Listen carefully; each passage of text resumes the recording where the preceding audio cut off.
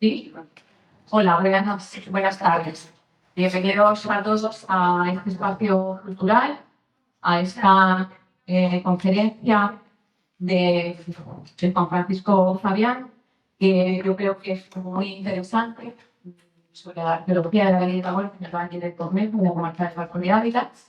No voy a entrar en detalles de presentación de Juan Francisco porque lo va a hacer Antonio, entonces no voy a entrar en esos detalles, pero sí que me gustaría darle las gracias por su presencia aquí en Barco de Ávila y también, sobre todo, a las asociaciones de Valdecorneja y de la Fonseca de Alfajara, porque sin ellas no se hubiera podido realizar esta conferencia. Entonces, pues os animo a seguir trabajando en la labor tan buena que estáis haciendo y ya sabéis que las puertas del Ayuntamiento del Barco están abiertas para todas las propuestas que nos hagáis y estamos encantados de colaborar. Y también quiero daros a todos la bienvenida. Muchas gracias por estar aquí, por llenar este salón y acompañar a Juan Francisco en la conferencia. No voy a decir más porque creo que es un lujo tener aquí a Fabián y es el que nos tiene que debutar esta tarde. Que muchas gracias y doy paso a Laura de la Asociación Cultural Padre Corneja. Bueno, pues gracias, Pilar. Y agradecemos a Ayuntamiento de Barco siempre que nos hacen una propuesta, el despliegue de medios que nos hacéis. Así que nada, seguiremos haciendo propuestas a lo largo de los meses. Y bueno, pues nada, pues un lujo que tengamos hoy aquí a Fabián. Nos va a dedicar con una conferencia relacionada con la arqueología de la vida y la muerte en el Valle de Corneja y la comarca del Barco de Águila, que encajaba muy bien con lo que estábamos celebrando estos días, ¿no? El Día de Difuntos, el Día de Todos los Santos o Samaí o como lo llamen otras culturas ancestrales que han existido antes que nosotros, ahora nos lo va a explicar muy bien Fabián. Y bueno, celebración de la vida y de la muerte, ¿no? Ahora nos lo va a explicar él. Y bueno, pues para nosotros, para nuestras asociaciones, es un hito muy importante que hoy Fabián esté aquí con nosotros. Voy a dar paso ahora a Silvia para que ella os dé una pincelada de comienzo de las asociaciones y te doy la palabra. Muchas gracias, Laura. Bueno, pues nada, yo solamente quería decir a propósito de, no sé si me oye, ¿no? Del comienzo de las asociaciones, que todo comenzó ya por el 7, creo que fue, cuando un grupo de amigos de reunirse y conocerse de forma presencial, pues ya nos conocíamos a través de las redes, aquí en la iglesia de, no sé si siempre llamaban la Plaza de las Acacias o el Paseo de las Acacias, y poner de manifiesto pues una serie de inquietudes y de comunes que teníamos entre todos. De allí ya llevamos la idea forjada de formar asociaciones, tanto a nivel local, por mi parte, como a nivel comarcal, por parte de Laura y de los otros miembros, que a saber fueron Ángel Rayoral, Castillo, Iván Díaz, la propia Laura y yo, y formamos un equipo de trabajo, que se dedicó a buscar el entorno en busca de posibles hallazgos que nos daban cuenta de nuestro pasado histórico y cultural, siempre teniendo en cuenta y presente que deberíamos dar comunicado oficial, pues, pero no exclusivamente, casi siempre en la información que nos facilitaron nuestros paisanos, nuestros vecinos.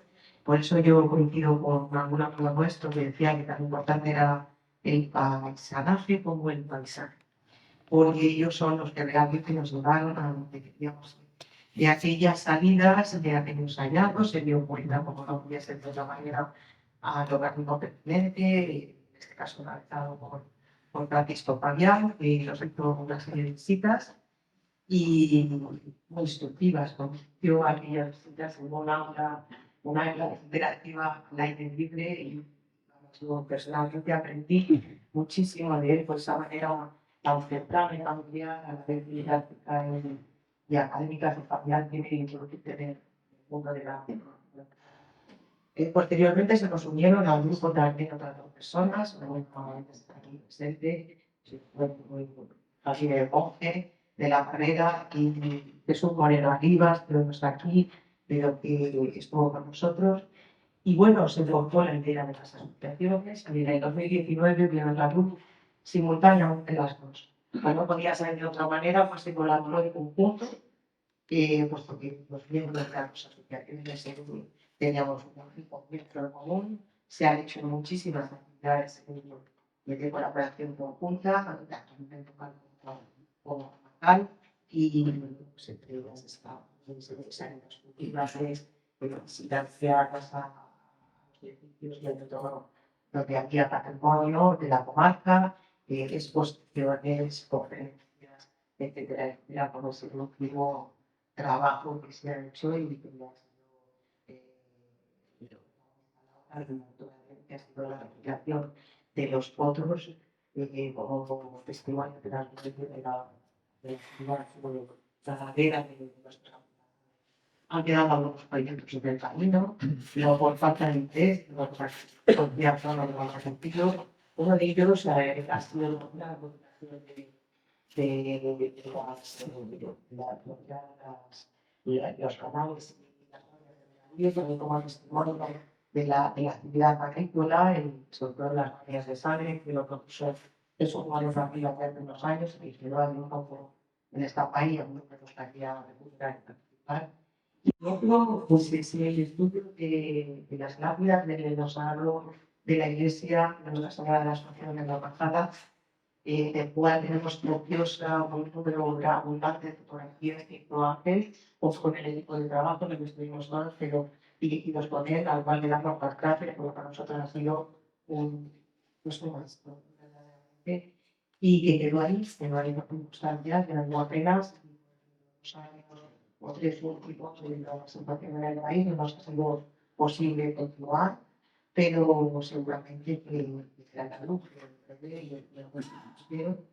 y bueno, pues toda la serie de proyectos y de propuestas que vengan a las asociaciones que hagan aquí, de socios como el interés, me gustaría también que creciera muy importante la participación, no solamente del aporte económico de la junta, sino la participación de los socios para sacar adelante muchas cosas que van a lograr, y siempre conservando pues, ese espíritu al principio de pues, puesta en valor, restauración y conservación de nuestro patrimonio cultural, porque al fin y al cabo pues, es parte de nuestras raíces y son nuestras formas de más mayor y la que estoy dejando que presente ya, os damos las gracias por los interés y seguir trabajando. Gracias.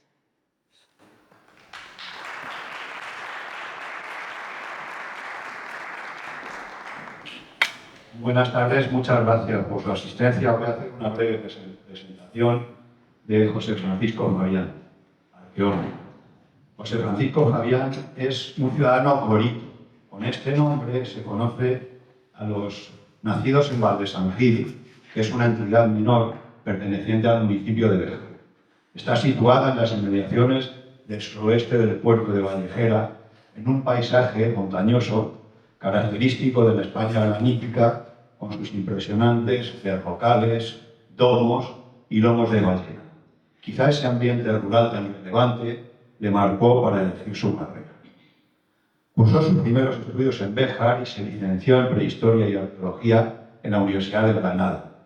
Posteriormente se doctoró por la Universidad de Valladolid y desde 1987 ha desempeñado la plaza de arqueólogo territorial de la Junta de Castilla y León en Ávila, donde se jubiló recientemente después de haber aportado una destacada labor dedicada al descubrimiento de nuestros orígenes. Es sin duda alguna uno de los especialistas y mejores conocedores de nuestra historia más antigua.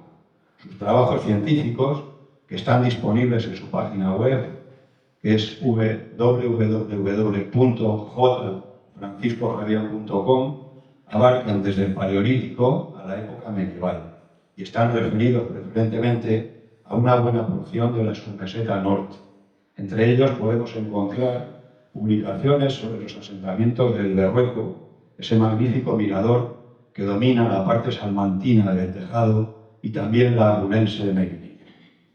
Otras hacen referencia a altares rupestres, peñas sacras y rocas con cazoletas que están dispersas por toda nuestra geografía castellana. Por ejemplo, Bernuy Salinero, Real de Zapardiel, Migoncillo, Valle Ambrés, Cemuño, Mediana de Montoya, Osalvo, Navalmoral de la Sierra, Toros de Lisando y otros sitios también característicos. Y ha investigado sobre los orígenes de la ciudad de Béjar y de la población de Ávila, así como sobre los yacimientos bretones que fueron propuestos en su día por su reconocimiento como patrimonio de la humanidad. De gran interés resulta su trabajo en torno a la tauromaquia ligada a las celebraciones populares de las ermitas campestres de Ávila, que hace bien poco nuestra asociación comentaba en las inmediaciones de la ermita de la Virgen de la Vega de Piedrahita, donde tuvimos nuestra última asamblea. De algunos de estos lugares ha escrito y publicado guías divulgativas que hacen fácil la comprensión de sus antiguos asentamientos a todo tipo de personas. Por ejemplo, sobre los castros bretones de la Mesa de Miranda en la localidad de Chamartín, al norte de la provincia de Ávila, o del Vaso de Candeleda en el sur de Burgos. Es responsable de uno de los capítulos que conforman la historia de Béjar, en el tomo 1, dedicado al periodo paleolítico. Y además ha editado la historia de San Gil, de la que es autor y que yo estoy leyendo con sumo placer actualmente porque me está mostrando una serie de comentarios y de conocimientos sobre la vida de la gente que me parecen de sumo interés. También es responsable de uno de los apartados del libro colectivo Memoria de Bonilla, su historia, su arte, sus gentes, que abarca desde el Paleolítico a la época del medieval. No ha sido esa su única inquietud. Movido por un impulso humanista, es autor de numerosos relatos literarios y artículos difundidos en la prensa y en páginas de Internet como Ávila Abierta o Béjar. Algunos han sido premiados, por ejemplo, por el Casino Obrero Bejarano en 2000 y en 2015. Y además es autor de una novela que lleva por título Día de Nieve, editada por Círculo. Pero Fabián nos ha invitado a ser testigo y relator del pasado de su tierra y a poner en valor los hallazgos de sus asentamientos, sino que ha ido más allá y se ha comprometido en la reivindicación y la defensa de una cultura ancestral afectada a veces por medidas administrativas poco respetuosas con ese patrimonio común. Hoy nos ilustrará con esta conferencia, con esta charla que tiene un título la más de sugerente: Arqueología de la vida y la muerte en la comarca de Barco de Ávila y Valle del Corneja. Nada más que dar esta pequeña pincelada y recordar que podéis leer sus artículos y sus publicaciones en la página web. Muchas gracias.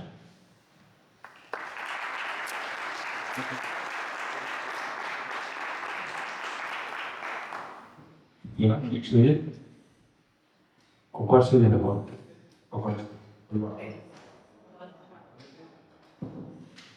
Muchas gracias, Antonino, por tus amables palabras. Aunque sé que esto se dice siempre, pero es para mí de verdad un placer y un honor estar hoy aquí hablando en Barco de Ávila. Por dos razones. Primero, porque yo soy de esta tierra, por más que sea de Béjar y eso sea de la provincia de Salamanca, o de un pueblecito al lado de Béjar, de Valsagín, donde nos llamamos Curiel, no como tú como has dicho en el trabajo. No sé. Bien, te lo has dicho, no, pues que había entendido otra cosa. Bueno, sin más. Porque pienso que por más que esto sea la provincia de Ávila y yo sea la provincia de Salamanca, somos lo mismo, somos la misma comarca realmente. Yo desde pie pequeño pues siempre he tenido relación con Barco de Ávila por el Tormes, por el Villabarco, por por la razón que sea. Y por otra razón, es un placer estar aquí porque durante los 36 años que he trabajado en la Junta de Castilla y León como arqueólogo territorial, he tenido mucha vinculación tanto con el Valle de Torreja como con Marco de Ávila, con lo cual, pues venir aquí ahora, en este tiempo estupendo de mi vida, en que he dejado las determinadas responsabilidades para disfrutar de la libertad, pues es un placer estar aquí. Muchas gracias a Laura Ortiz, a Basilia, a Ángel Mayoral, a Javier Monge y a tantos otros que he conocido en nuestra tierra, pues Antonio Elvira, Antonino, alguno más que no me acuerdo ahora mismo su nombre, a Iris Basile, que también está por aquí. Y con ellos he pasado estupendos ratos en estas tierras. He aprendido mucho, aunque ellos creen que yo he aprendido de ellos, pero yo pienso que hemos aprendido los unos de los otros, porque gracias a lo que ellos me han enseñado de estos sitios, por tanto, para ir al campo, pues yo he podido saber muchas cosas que no sabía.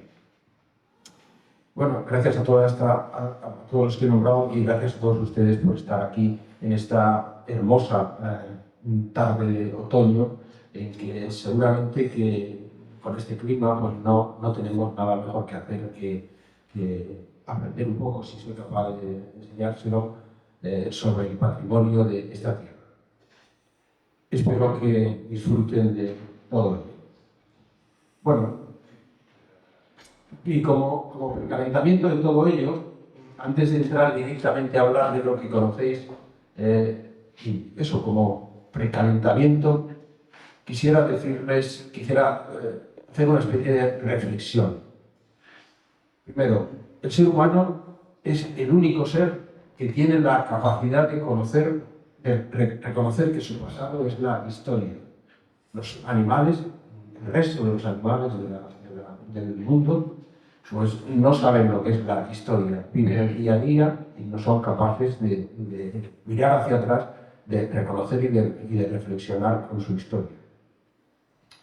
En ello podemos preguntarnos brevemente qué es eso que se llama el pasado. Bueno, pues el pasado, ahí lo he escrito, y he visto algunas fotografías, es todo aquello anterior al presente susceptible de ser recordado, analizado y valorado. Eso es el pasado. Cuando miramos hacia atrás estamos haciendo ese ejercicio. La historia, que es una parte de ese pasado, la historia es el relato explicado de los hechos acaecidos, de sus circunstancias, sus causas y las consecuencias derivadas de la vida de los seres humanos en comunidad. Eso es la historia. Y hoy hemos venido aquí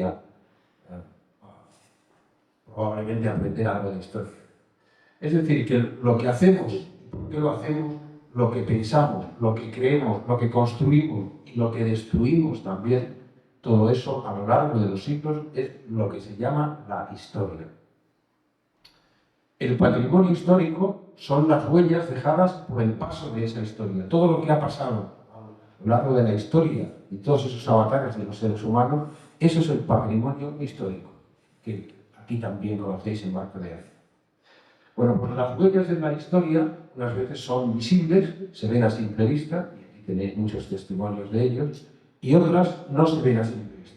Por ejemplo, esta fotografía que ven ahí, yo casi preferiría que alguien apagara esa luz, porque ibais a ver mejor las fotografías si eso se puede apagar.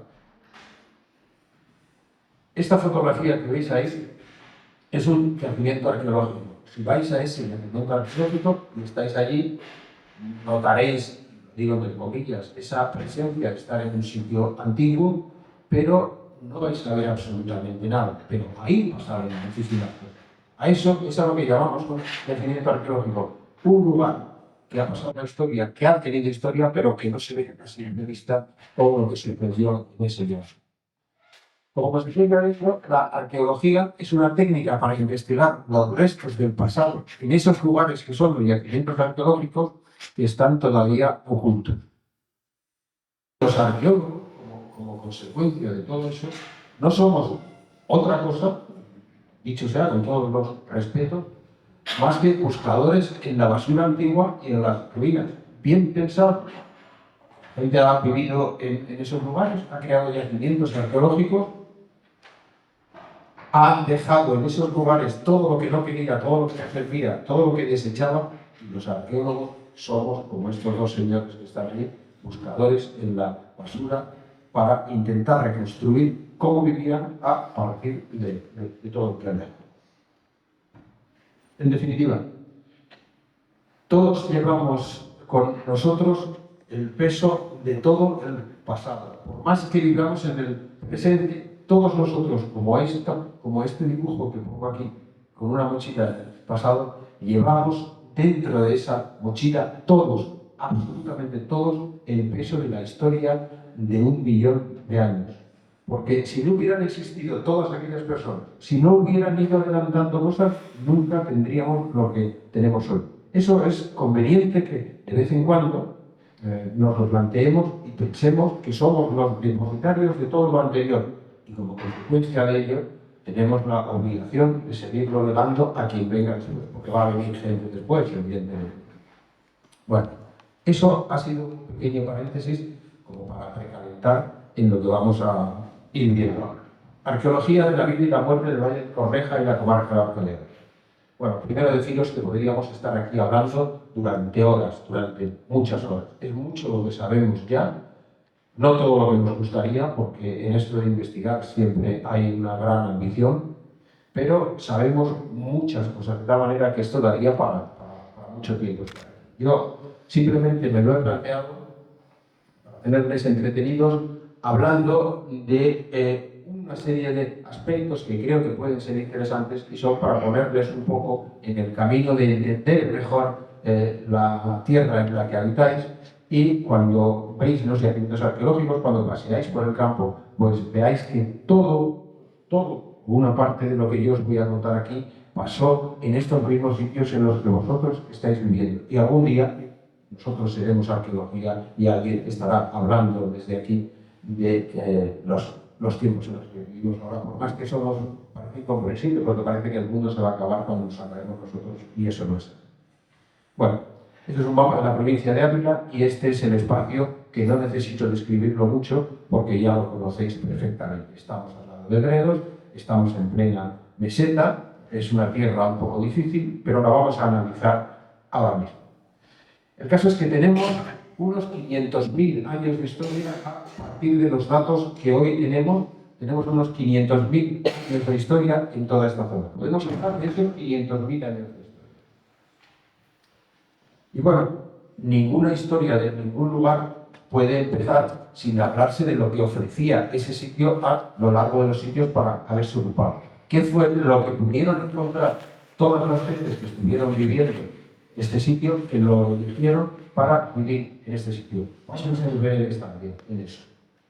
Bueno, la primera cosa que hay que tratar son los accesos y las posibilidades para la vida que tuvo esta zona, porque nadie podía irse a vivir a un lugar donde no pudiera vivir y donde se fuera a morir de hambre, de sed o sencillamente que no tuviera recursos. Para que vivieran aquí tuvieron que llegar de alguna parte. Los accesos a este lugar, no estamos en un lugar inaccesible. Es verdad que hay ciertas dificultades, pero también en el pasado sabían cómo esquivar eso. Para llegar a esta zona podemos llegar, si venimos desde el sur, podemos llegar por el Valle del Jerte o por lo que se llamó después, en época romana, la Vía de la Plata, que pasaba por las cercanías de Béjar y que había caminos perfectamente fáciles como para llegar a esta zona. Si alguien quería venir desde el este, el puerto de Villatoro no es un obstáculo, ahora por supuesto que no, pero en el pasado tampoco. No era una barrera montañosa que no se pudiera pasar. Podía llegarse también desde el Valle del Alberche, desde la zona del Valle del Alberche, por el puerto, no sé si se llama el puerto de los contrabandistas, que hay por Villafranca de la Sierra, por todos estos pueblos. Y podía llegarse también desde la plena meseta, desde lo que es el Valle del Duero, a través del Valle Aplén, por el puerto de Villatoro. Es decir, es una zona que no estaba completamente apartada, era una zona pues, en la que podían llegar perfectamente. Y de hecho llegaron. Luego veremos que el Siles, tan necesario siempre en la época neolítica y en la edad del cobre, llegaba desde Extremadura. Era Siles que venía de Extremadura y o bien llegaba por lo que se llamaría en el futuro la Vía de la Plata, o por el Valle del Jerte, por uno de esos dos lugares, porque el Siles del Valle Ambrés, donde también hay Siles, por alguna razón no llegaba nunca al Valle del Río Corneja y a la zona de Barco de Ávila. Eso estamos creyendo que eran una etnia completamente diferente, que no se llevaban bien o sencillamente que no se relacionaban. Eso es algo que no lo sabemos. Bueno, este lugar, el objeto de esta conferencia, está surcado por los ríos Tormes y Corneja. Siempre es imprescindible que haya cursos hídricos en los lugares porque sin el agua no se puede vivir. Y porque también hay que tener en cuenta que los ríos eran vías de comunicación en el pasado. Es un sitio donde se puede practicar la agricultura y la ganadería. Quizá es el mejor aprovechamiento que puede tener. Hay zonas montañosas donde se puede practicar pastoreo, que ha sido importantísimo durante toda la antigüedad, y la agricultura en el centro del valle, en las tierras sedimentarias del centro del valle. Un poco como lo estamos haciendo todavía en este tiempo. Sí que es verdad que hay un sitio donde vemos algunas dificultades y es el valle del Aravalle. Digo ahí que si era un paisaje difícil de domesticar. Bueno, cuando hablamos de vivir en los sitios, si no lo pensamos bien, lo hacemos con mucha alegría. Parece que aquí llegan unos señores de donde sea y se establece porque les gusta el sitio. No, hay que domesticar el paisaje. El paisaje normalmente es un lugar que está completamente asilvestrado y hay que organizar aquello para tener los ganados, para que sea el sitio donde hay agua cerca, el sitio más abrigado, y si está completamente lleno de malezas, pues eso hay que domesticarlo. A eso se llama domesticarlo. Y a mí me da la sensación que la cierta ausencia de yacimientos arqueológicos, al menos bastante antiguos, en toda la zona del Valle del Aravalle y sus afluentes, seguramente que tiene que ver mucho con que era un paisaje difícil de domesticar y por eso prefirieron zonas un poco más amables como pudo ser el Valle de Corneja o el Valle del Becerrillas. También en la zona de Barco de Ávila hay algún yacimiento arqueológico un poco antiguo. Podría ser que hubiera más y que no los hubiéramos encontrado, pero ya los hemos buscado bastante y no los hemos encontrado.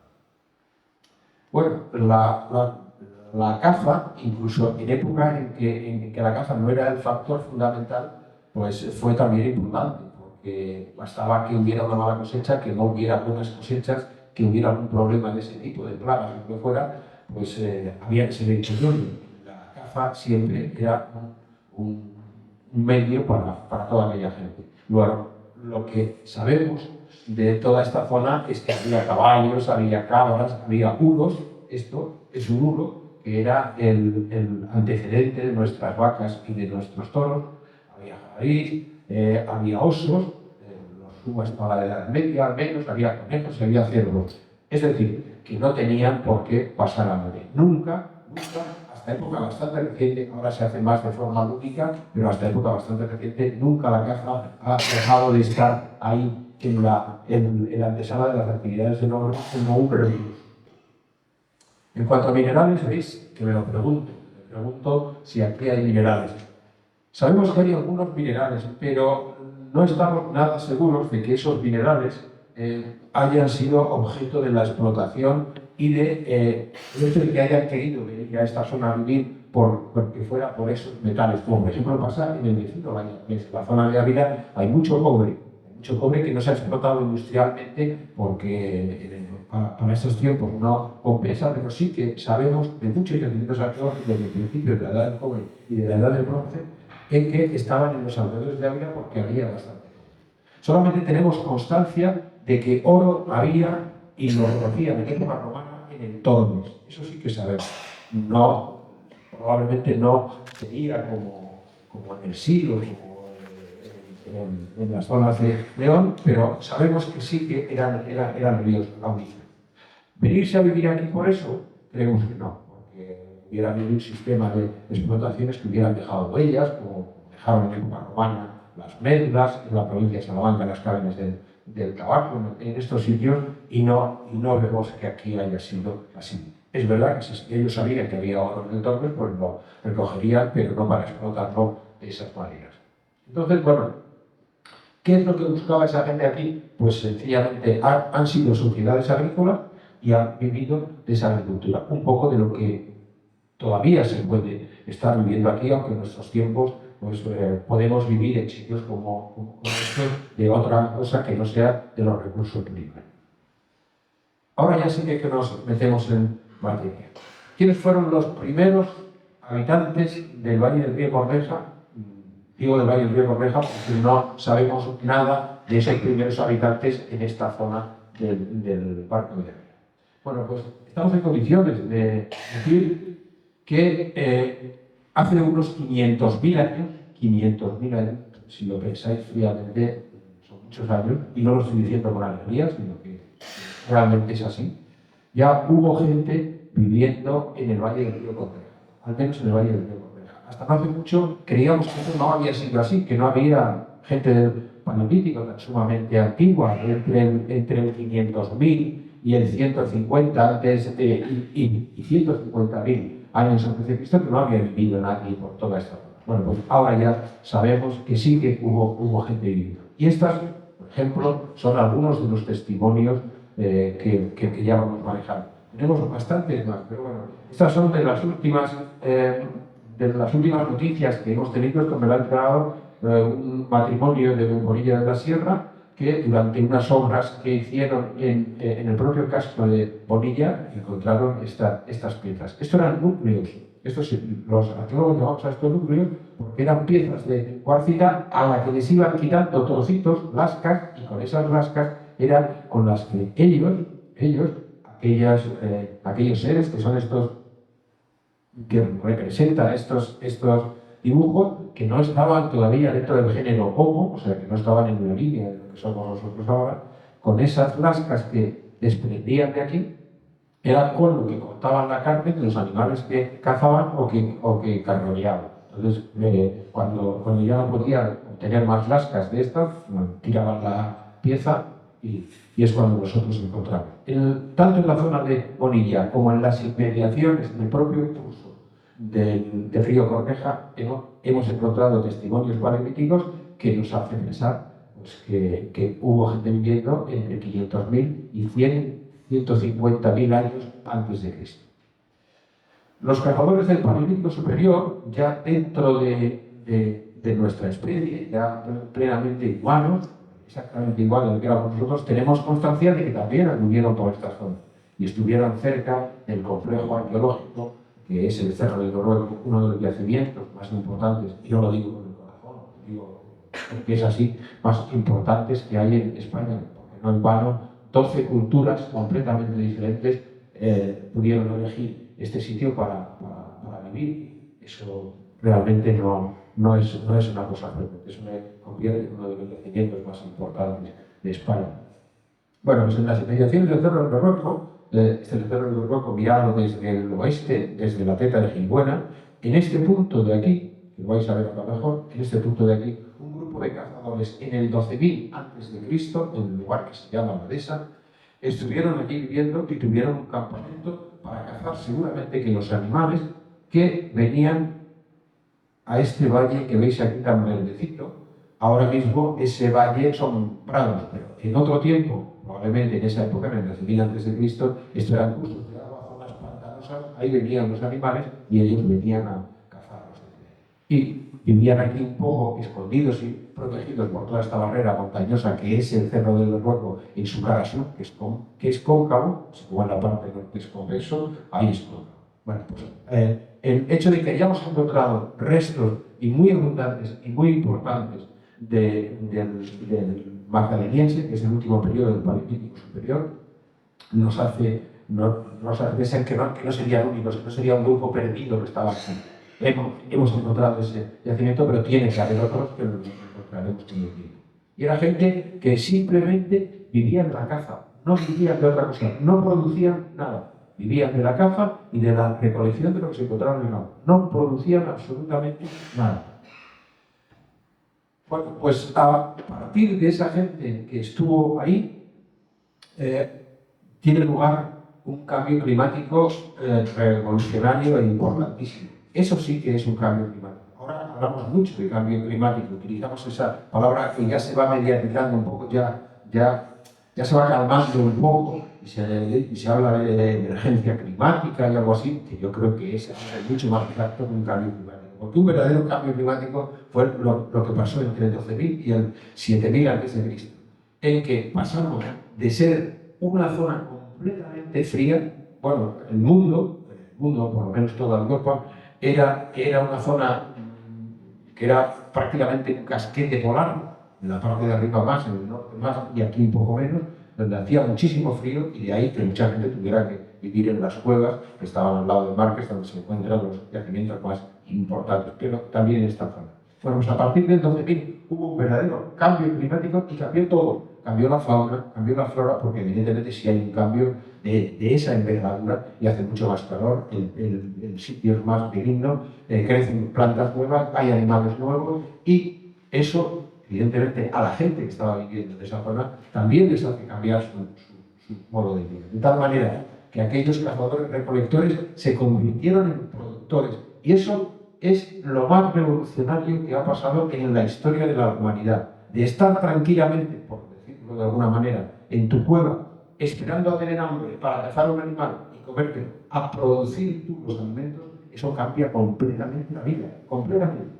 Y de hecho lo cambió desde el momento en que eso empieza a pasar, a partir del 7.000, en todas estas zonas, en Mesopotamia un poco antes, cuando todo eso empieza a pasar, empieza a cambiar completamente la humanidad hasta llegar a lo que somos hoy. A ese cambio en cuanto a la vida de la gente, es a lo que se llama el neolítico, que es una palabra que todos hemos oído hablar siempre. Y la gran revolución neolítica es que el hombre deja la caza, porque sigue cazando, porque siempre es un aporte para su alimentación, y se convierte en productor. Cuando te conviertes en productor, está cambiando todo. Un cazador que era un buen cazador, el día que se moría, pues terminaba esa destreza con él. Puede que hubiera enseñado a su hijo a cazar bastante bien, pero hay una cosa que se llama la destreza en hacer las actividades, y eso no se hereda, porque eso, bueno, a lo mejor se puede heredar genéticamente en algún caso, pero no se hereda.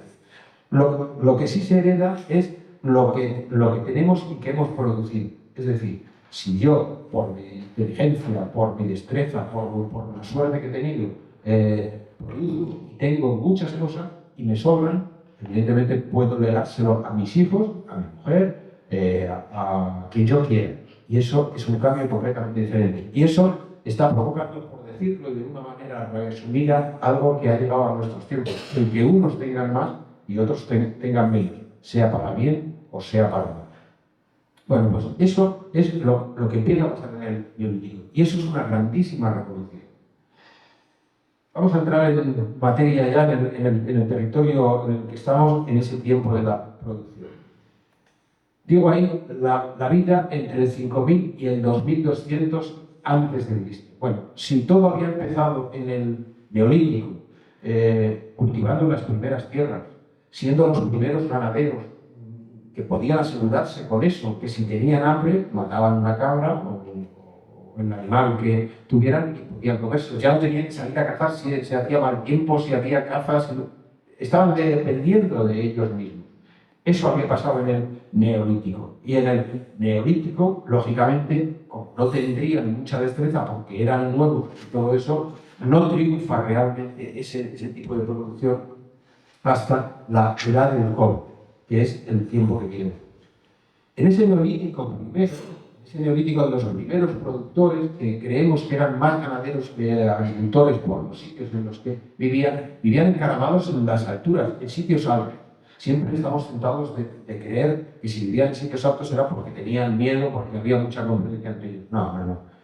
Sabemos ya de sobra que no había tanta competencia entre ellos como para que tuvieran que subirse a las alturas. Era sencillamente que eran pastores y vivían, en muchos casos, con sus ovejas y sus cabras en esos sitios altos porque eran donde mejor podían encontrar el sustento. Esto, fijaos, lo hemos investigado en sitios como el Raso de Candeleda, en la zona al sur de Gredos, cuando hemos investigado a los pastores que han estado trabajando allí y viviendo y siendo pastores hasta 1985, produciendo queso, se lo preguntábamos, vivían también en las alturas, y les preguntábamos por qué vivís ahí si podíais estar viviendo abajo, porque para el trabajo que nosotros hacemos teníamos que vivíamos mejor aquí arriba con nuestros animales que no en la parte de abajo.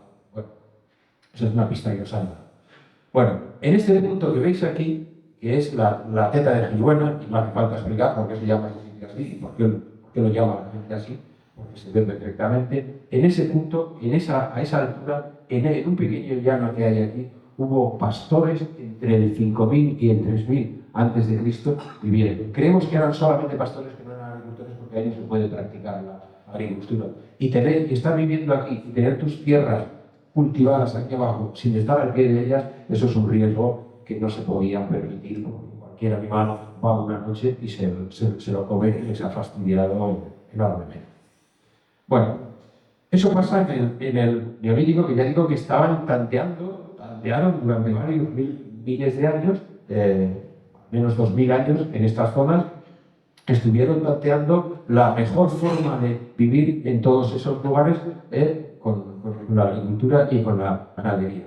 Como a partir del 2200 y hasta del 2800 y hasta el 2200 podemos hablar de una especie de triunfo de la agricultura. Todo lo que habían aprendido, todo lo que habían experimentado, todo lo que iban observando, todo lo que se habían contagiado los unos a los otros, hace que la agricultura sea una de las dedicaciones mayores. Y es el momento en que empiezan a hacer sus asentamientos, ahora ya no en sitios altos, sino en los lugares justo al pie de donde están las tierras llanas del valle, porque es donde pueden cultivar y donde están cerca de su medio de vida. Estos son algunos de los yacimientos que conocemos. Este es el valle del río Corneja, en una vista aérea, el valle del río Becerrilla, que vamos a ver en otra diapositiva que va a venir ahora, y algunos de estos otros yacimientos que vivían en zonas un poco más, no podemos decir que sean montañosas, pero no son a pie de valle como todos estos lugares. Algunos de esos lugares que conocemos, estamos hablando de esa época que se llama el Calcolítico, entre el 2800 y el 2200, son por ejemplo, que se llaman las cabezuelas de Hoyarredondo. Veis que las tierras llanas y cultivables están en esta zona y ellos vivían en esa especie de altos donde lo podían pisar todo. Y si vivían en esos altos no era para defenderse de nadie, porque vemos que nunca hay murallas en esos sitios y creemos que había territorio suficiente como para que no tuvieran que competir entre ellos y no fuera posible que se diera el fenómeno de la guerra organizada. Conflictos había, eso podéis estar seguros. Bueno, yo creo que donde está el ser humano siempre hay conflictos. Y prueba de ello, por ejemplo, en la zona de los alrededores de Ávila, hicimos una vez una excavación por la carretera de circunvalación y encontramos 6 cadáveres de 6 jóvenes muertos, 5 chicos y una chica, y 4 tenían flechas clavadas dentro del cuerpo. Eso lo fechó el carbono 14 en 2400. No es un caso único en la península ibérica ni en Europa en encontrar muertos con flechas clavadas que los habían matado. Eso significa que había conflictos y no necesitamos hablar mucho de ello, porque ya digo, donde hay seres humanos siempre hay algún tipo de conflicto. Otra cosa es hablar de guerra. Para que haya guerra tiene que haber sociedades mucho mejor organizadas que las que estaban en este momento. Bueno, el caso es que vivían estos puntos altos seguramente para dominar el territorio. Este sitio de aquí es este de aquí y veis cómo se ve todo el territorio económico del Valle de Corneja desde ahí. El Valle de Becerillas, donde está el pueblo de Beceras, Buena, San Bartolomé de Beja, Nela, eso fue verdaderamente una zona que era un vergel. Bueno, ha sido un vergel para la agricultura hasta no hace mucho y que ya todo, por razones del cambio de sistema y el cambio de modelo económico, pues se están abandonando, ¿no? Pero era un verdadero vergel. Y eso no se escapó a los yacimientos a los habitantes de la Llana del Cobre, que establecieron sus asentamientos también pegados a las zonas, pegadas a la zona llana del valle y también en algunos puntos en cierta altura, como el llano de las Pernalas, el llano de las Pernalas, que es este lugar, esta era la zeta de Jimbuena que hablábamos antes, y que allí hubo población neolítica viviendo. Y luego vamos a volver a hablar de ello también en época romana, porque también se vuelve a ocupar en época romana, pero en este lugar que lo llaman el llano de las Pernalas, hicimos excavaciones durante 3 años, entre 1984 y 1986 inclusive. Lo llaman el llano de las Pernalas, bueno, ningún nombre en ninguna parte se llama porque sí. El llano de las Pernalas a lo que alude es a las pedernalas. Las pedernalas es el sílex que esta gente utilizaba para hacer sus flechas, para hacer sus hoces, para, en fin, para todo aquel tipo de herramientas que ellos necesitaban, ¿no? La gente, en cuanto cultivaba en este sitio, que lo ha llegado a cultivar, yo hablaba con gente que lo cultivaba, allí encontraban muchas piezas de sílex y por eso lo llaman el llano de las Pernalas, de las pedernalas, de los pedernales, el sílex.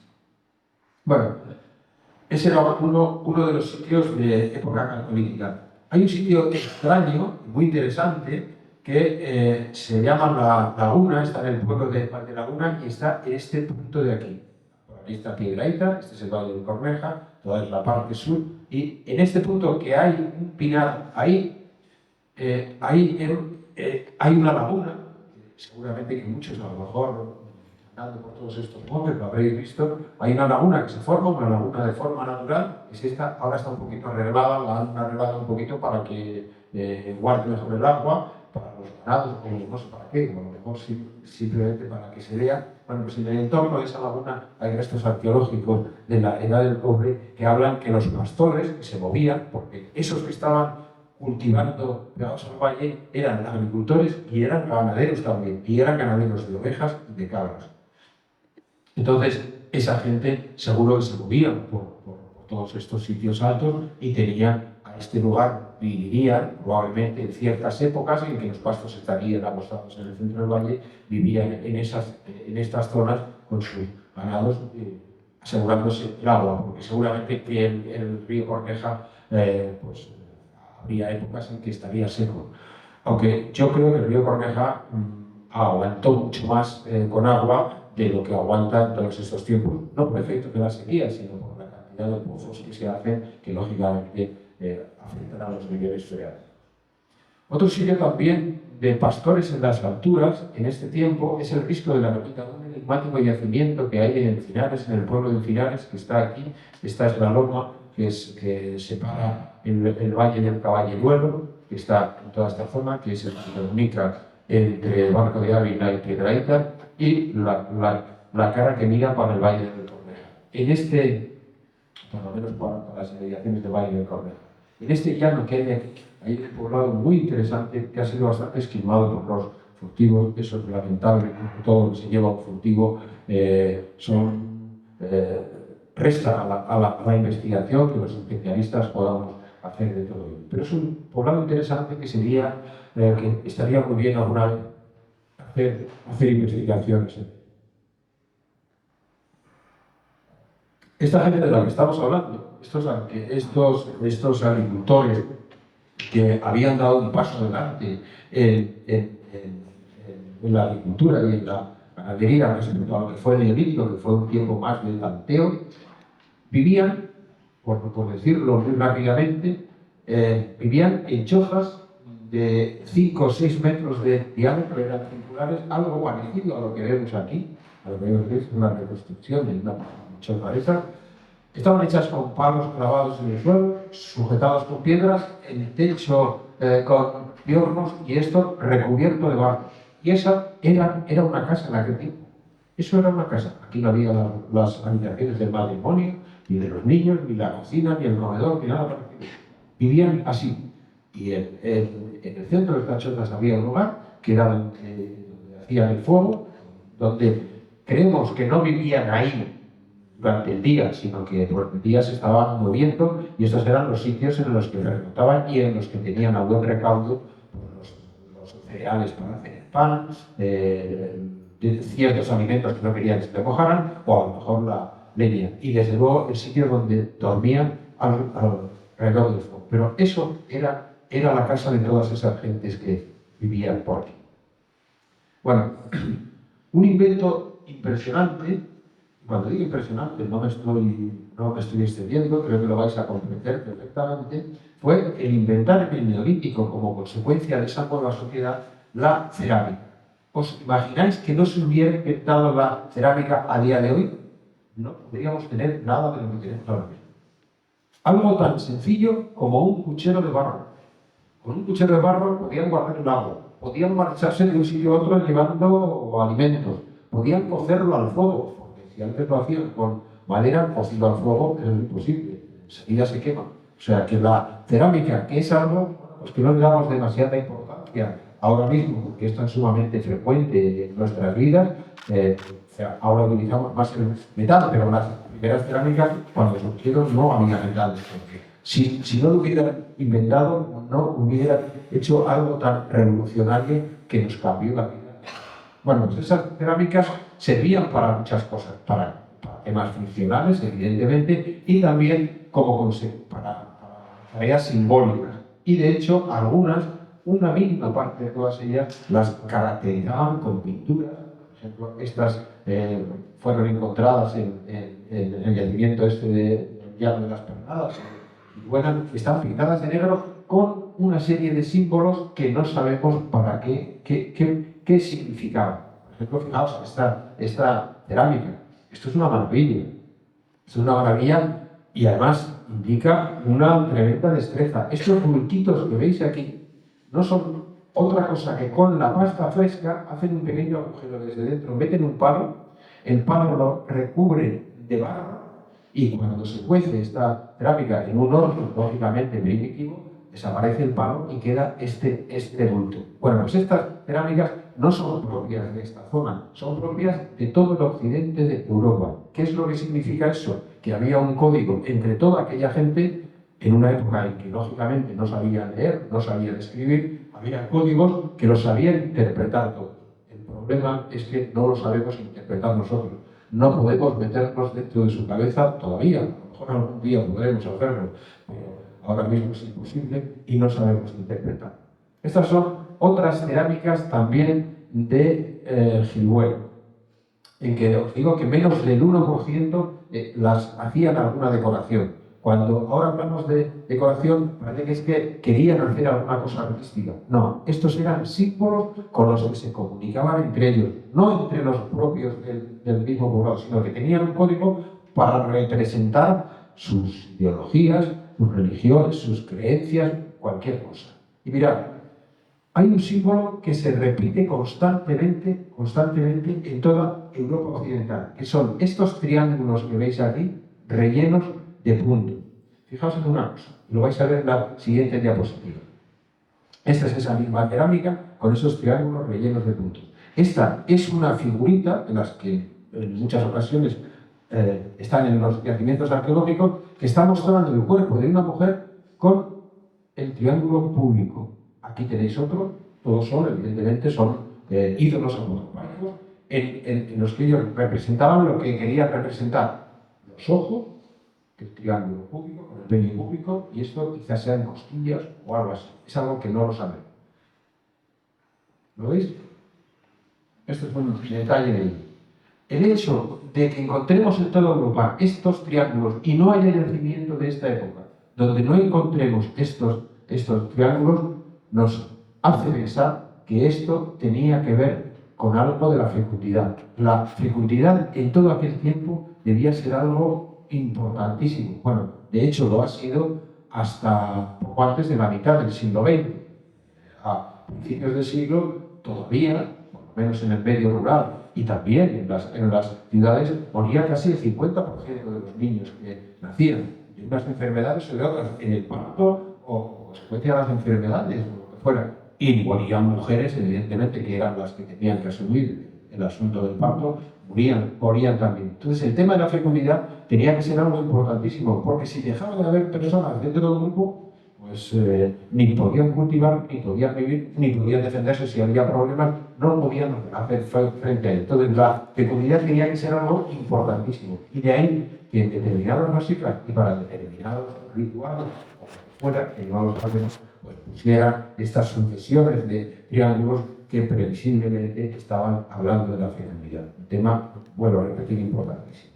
Hay otras cerámicas con otros símbolos que no podemos saber realmente lo que pueden significar. Quizá podamos pensar que estas ondulaciones tienen algo que ver con el agua. Quizá podamos ver que estos símbolos que vemos aquí parecen pezuñas de un animal. Quizá tuvieran que ver con alguna actividad, con depositar ahí determinado material que tuviera que ver con un determinado animal. Es algo que no lo sabemos. Pero el caso es que son símbolos que se repiten sucesivamente en todos los yacimientos. Y eso significa que tenían un lenguaje común para entender ese tipo de cosas. Bueno, también utilizaban hachas, azuelas, para cortar los árboles y para el trabajo de la tierra. Pensad por un momento, estos son hachas de piedra. Cortar un árbol con una hacha de piedra no es como cortarla con una motosierra, que es lo que hacemos ahora mismo. Y ni siquiera con una hacha de hierro o de acero. No, tenía que ser algo tremendamente difícil. Eso nos lleva a pensar en lo difícil que tiene que haber sido vivir en todos estos tiempos y ganarse la vida en todos estos tiempos. Porque cortar un árbol, y había que cortar árboles, y había que cortar ramas, porque había que hacer un fuego diario, porque había que calentarse, porque los inviernos de aquí sabemos cómo son. Y había que cultivar la tierra, y no había tractores ni arados todavía, de esos que llamamos arados romanos, todavía no había nada de todo eso. Tenía que ser todo a base de azuelas de estas, hechas con madera y con el hacha ahí a su mano. También tenían cosechas, evidentemente, había que recoger las cosechas, porque el pan era algo fundamental. Sabemos que cultivaban trigo, que cultivaban cebada, que cultivaban habas. Ahora las habas las producen los restaurantes de lujo, publican y tal, pero en aquel tiempo, pues la harina de las habas era algo tan sustancial como el trigo y como la cebada. Bueno, nosotros encontramos en los yacimientos las piezas de las hoces, que eran estas, con unos dientes, con un brillo especial que tienen, y eso nos indica que con ellas segaban.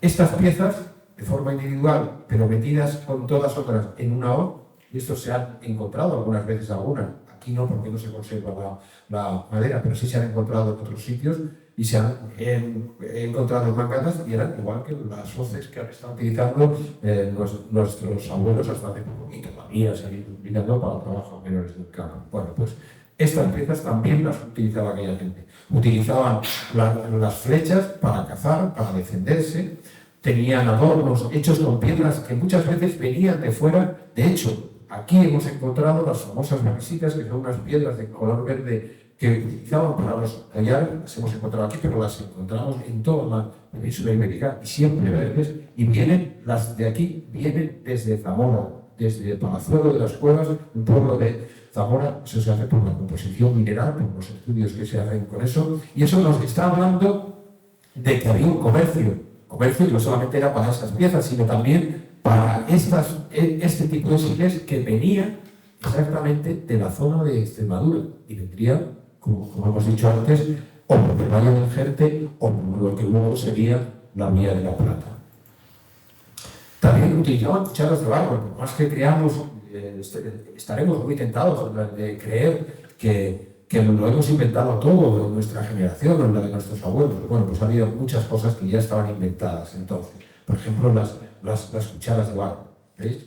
Una cuchara con un agujerito aquí para insertar el palo. Esta, que era un gran cucharón, esta parecía en Gimbuena, con un tope aquí para que no se saliera el palo para adelante. Esto era un gran cucharón. Esto debía ser, no sé si para probar una comida, porque eso no debía caer en la boca, en una boca normal de una persona.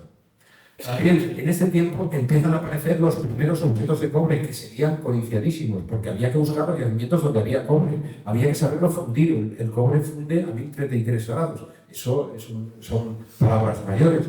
Y claro, pues había también comercio, porque como el cobre no hay en todas partes, pues donde hubiera mucho cobre había que ir a buscarlo, había que cambiarlo, había que negociarlo o había que robarlo. Y eso a lo mejor daba lugar a ciertos conflictos. Esto lo hemos encontrado aquí. Estos son pequeños punzones que se les podían extraviar. Esto es un hacha que es de otro sitio de Ávila, pero estamos seguros que también había hachas de cobre aquí. Pero estas, con tanto cobre aquí, no creo que se les perdieran fácilmente. Entonces, pues hemos encontrado pequeñas cosas que se les perderían con cierta facilidad, pero las cosas grandes no. De hecho, por eso no es por lo que no lo hemos encontrado. Bueno, aquellas gentes vivían en grupos pequeños de gente, probablemente grupos familiares, una especie de granjas familiares. Vivían, pues, en muchos casos, unos lejos de los otros. Sabéis que el ser humano necesita relacionarse por muchas razones, para intercambiarse materias, para enseñarse cosas los unos a los otros. En aquel tiempo, para intercambiarse cosas y maridos, eso era fundamental. Seguramente que ellos se dieron cuenta enseguida que en una familia endogámica, si el padre tenía hijos con una hija, podía ser que eso pasara, por más que nos espante. Tened en cuenta que en el antiguo Egipto esto pasaba entre los faraones. Pero bueno, en un grupo familiar, pues a lo mejor alguien podía tener hijos con su prima, con su sobrina, con su hermana, con alguien así. Ya digo, por más que eso nos espante, pero ellos seguramente que se dieron cuenta en un determinado momento que eso no era una cosa buena y que la gente no salía como tenía que salir, y entendieron que era mejor relacionarse con gente de otro sitio. Y para relacionarse en una discoteca, pero sí que nos podemos relacionar en una discoteca. Bueno, quizás esté hablando ya de cosas un poco antiguas, porque ahora ya parece que no se llega las discotecas, sino que se llega por internet y estas cosas que ya nos cogen un poco con el paso a cambiar. Pero bueno, antes una discoteca era un sitio, pues, para conocer gente, y de ahí salían relaciones. Bueno, de alguna manera los jóvenes eran una especie, de alguna manera, entendedme bien, eran una especie de discoteca de aquel tiempo, donde se reunía la gente en unas determinadas épocas del año, y sabemos que eran los solsticios y los equinoccios, porque ponían los corredores del dolmen siempre en la misma dirección, de tal manera que ellos estuvieran seguros que llegaba el equinoccio o llegaba el solsticio, entraban solo por ese sitio y era cuando se tenían que reunir allí, porque no tenían un calendario, ni un reloj, ni un móvil para saber el día en el que estaban. Tenían que reconocerlo a través de los movimientos del sol. El caso es que se reunían en los dólmenes para intercambiarse todo este tipo de cosas, para hacer fiestas. Eso todavía se sigue haciendo en sitios de América del Sur, donde algo que se llama la Pachamama, que seguramente que a muchos les sonará, es una reunión de gente que viene a veces desde 50, 60, 70, 100 kilómetros, vienen caminando para reunirse ahí con toda esa gente. Y es el momento, pues, en que se relacionan, y de las relaciones sabemos las cosas que pasan. Surgen desde matrimonio, se intercambian productos, se intercambian conocimientos, algo muy, muy parecido a lo que pasaba hasta no hace mucho con las fiestas de nuestras ermitas. ¿Qué eran las fiestas de nuestras ermitas? Las ermitas estaban en medio del campo, la gente venía de varios pueblos para reunirse a ese sitio, para que hubiera una celebración en torno a una divinidad, a una virgen, a un Cristo, y luego había fiesta en esos lugares. Y de las fiestas surgen muchas cosas. Bueno, pues los dólmenes eran algo así. Y aquí, en esta zona, tuvimos un dolmen. Para los dólmenes eran construcciones hechas, eran unos monumentos hechos con grandes piedras, donde se hacían una serie de rituales. El único dolmen que hay aquí, que vais a ver ahora una fotografía, no ha sido excavado, pero previsiblemente era de la forma de estos que estáis viendo aquí. Este es de la provincia de Salamanca y este de la provincia de Ávila. Es el dolmen de Perro y Salinero, que este sí lo pudimos excavar y lo pudimos investigar. Este también está excavado, es de la provincia de Salamanca. Bueno, pues así será el dolmen del Torreón en el pueblo de Navalmoral. Mirad, todos estos eran los yacimientos calcolíticos y neolíticos que había en los alrededores. Y el único dolmen que hay, este. Probablemente hubo alguno más, no sé, pero no tenemos noticias de ello porque ha desaparecido o porque no lo hemos descubierto. Y ya estas cosas las hemos buscado suficientemente como para saber que o bien ha desaparecido por alguna acción sin haber dejado ningún rastro, o es que no lo hubo. Pero posiblemente todas estas poblaciones que estaban viviendo en estos sitios tenían como sitio de referencia para reunirse ese dolmen. Y sería una cosa parecida a lo que hemos hecho con nuestras ermitas. Exactamente lo mismo. Irían en una determinada época a juntarse. Bueno, pues este es el único dolmen que tenemos. Y no por casualidad está al lado del río Corneja, en la vega del río Corneja, muy pegado a lo que es el cauce. Y es este abultamiento que veis aquí, ese es el dolmen. No ha sido excavado, pero sí ha sido expoliado de una manera inocente, porque me cuentan me contaron cuando lo descubrimos hace muchos años, en 1900, me parece que era 1984, que habían sacado las piedras, que las piedras eran este tipo de piedras muy grandes que hacían la cámara del dolmen, las habían sacado para hacer algo en la iglesia, para hacer un pavimento, para hacer alguna de esas cosas. Sería interesante excavar este dolmen algún día, porque nos aportaría muchos datos sobre las poblaciones que había en los alrededores y de las que sabemos muchos temas de sus poblados, de los sitios donde vivían, pero no sabemos mucho de ciertos rituales que podían tener que ver en el dolmen. ¿Veis? Este es el dolmen, es un abultamiento que queda, si excavamos ahí, empezamos a quitar piedras y al final saldrá la cámara de la que han desaparecido esas piedras que estaban en la iglesia, según me han contado. Bueno, ese tiempo de la Edad del Cobre termina hacia el 2200 a.C. Podemos decir que aquel triunfo de la agricultura, que todos aquellos agricultores que estaban al pie del valle, que también había otros que eran pastores que estaban un poco más altos, entran repentinamente, casi repentinamente, en una crisis climática tremenda que se está estudiando, ojo, en todo el mundo. No era una cosa de España, no era una cosa de la península ibérica, no era una cosa de Europa. Esto lo estamos estudiando cada uno donde podemos investigar y se ha dado el nombre de evento climático 40.K. Ya digo, se repite en muchos otros sitios. ¿Qué significó esto? Pues una tremenda crisis de aridez que duró, creemos que no duró entre el 2200 y el 1800, pero en medio de esas dos fechas, de esos 400 años, es cuando tuvo lugar. Y fue un evento climático con una tremenda aridez.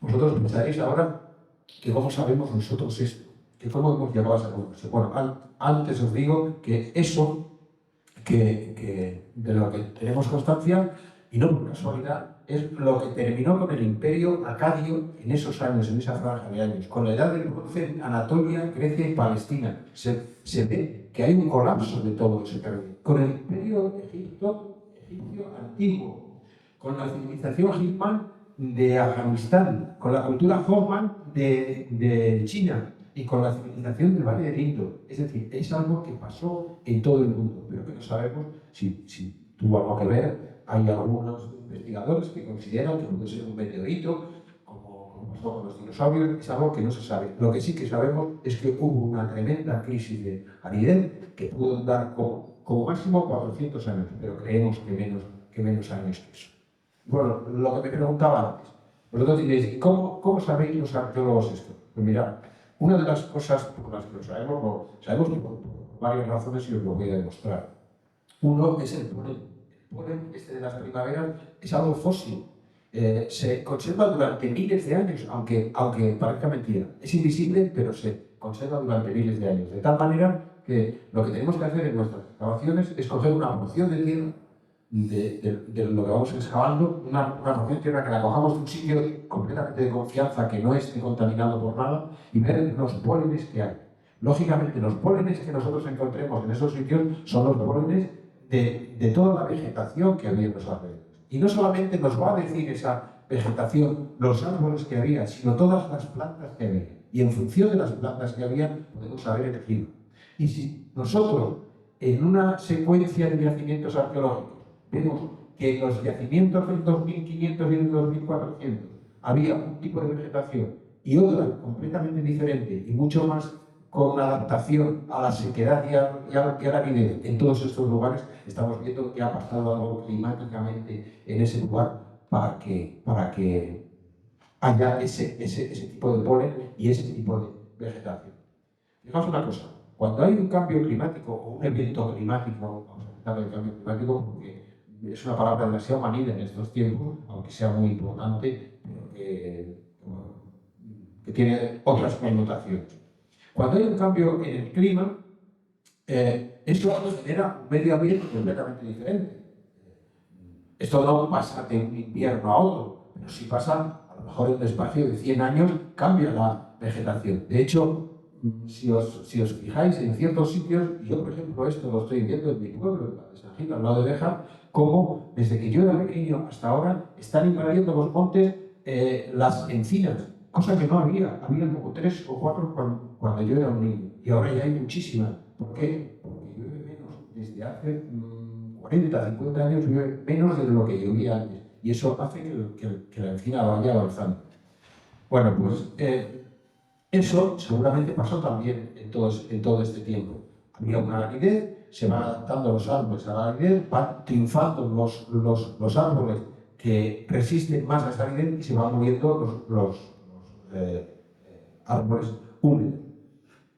Como consecuencia de todo ese cambio climático, de que llueve menos, tiene que haber otras formas completamente de ganarse la vida. Si antes se la ganaba fundamentalmente como agricultores y no llueve, evidentemente tienen que ganársela de otra manera. ¿Cómo se la ganan? Pues en este caso, en el caso de este tiempo, se la ganaron haciendo que hubiera más agricultura que ganadería. Mucha más, porque con la ganadería te vas buscando los sitios donde hay pasto, andas itinerante, no llevas una vida tan sumamente sedentaria como pasaba durante la Edad del Cobre y tienes que ir a todos esos sitios.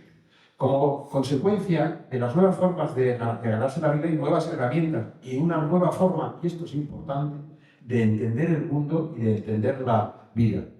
O sea, cuando cambiamos de actividad en masa toda una sociedad, también cambia nuestra forma de entender el mundo, nuestras religiones, nuestras creencias, cambia todo, aunque no nos demos cuenta, porque los cambios en la vida no son de un día para otro. En estos tiempos podría ser porque son como son, pero en todos aquellos tiempos no, sería una forma gradual. De tal manera, os pongo un ejemplo, y solamente uno. Si cuando eran muy agricultores creían que la tierra era algo que se lo daba todo, porque de ahí surgían sus alimentos, cuando dejan de ser agricultores y se dedican a ser ganaderos, no pueden tener el mismo Dios al que rezan para que salga alguna cosecha de la tierra, sino que tienen que tener otro tipo de Dios. Y eso hace que cambie todo, cambie su mentalidad, cambie sus ritos, cambia absolutamente todo. Y eso es algo que, mirad, os lo voy a enseñar. Bueno, primero os voy a decir que ya no viven en esos lugares al pie del valle, sino que por alguna razón frecuentan cerros que tienen forma cónica siempre. Este es un pequeño ejemplo que os pongo de sitios de la provincia de Ávila y de la provincia de Salamanca, donde vemos que ese momento, entre el 2200 y el 1800, viven en esos sitios, viven o por lo menos frecuentan esos lugares. Lo de vivir parece un poco difícil, porque seguramente que andarían ambulantes buscando los pastos allí donde los había en su ganado. Fijaos que siempre tienen esta forma cónica. Siempre encontramos en estos lugares, y ahora voy a poneros un ejemplo que tenéis todos por aquí mucho más cerca, y que a partir de ahora, si no os habéis fijado, vais a fijar mucho más, en muchos de estos lugares, o casi todos, siempre encontramos estas pequeñas cazoletas excavadas en la roca que, por más vueltas que le damos los arqueólogos, no sabemos qué demonios hacían en estas cazoletas, porque son pequeños agujeros en el granito.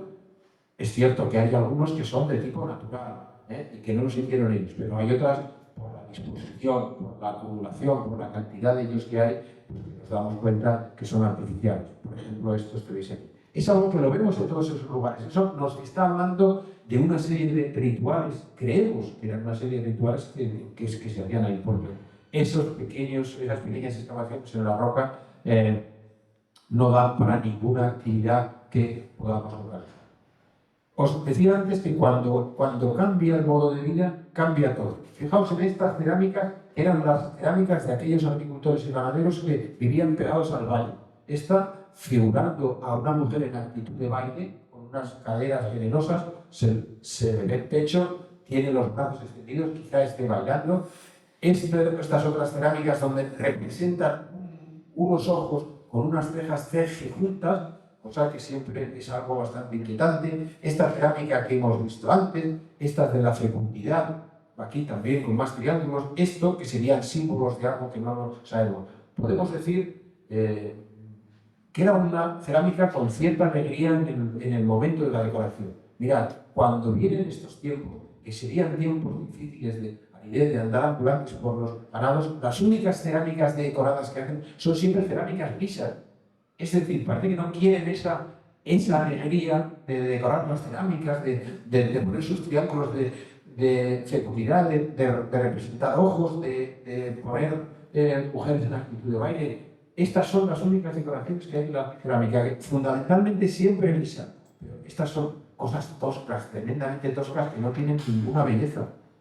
Son estas mismas cerámicas, vasos muy grandes, sin ninguna belleza, o estas son reproducciones. Estas que veis aquí, estas son reproducciones, no son realmente, no hacemos en otras excavaciones.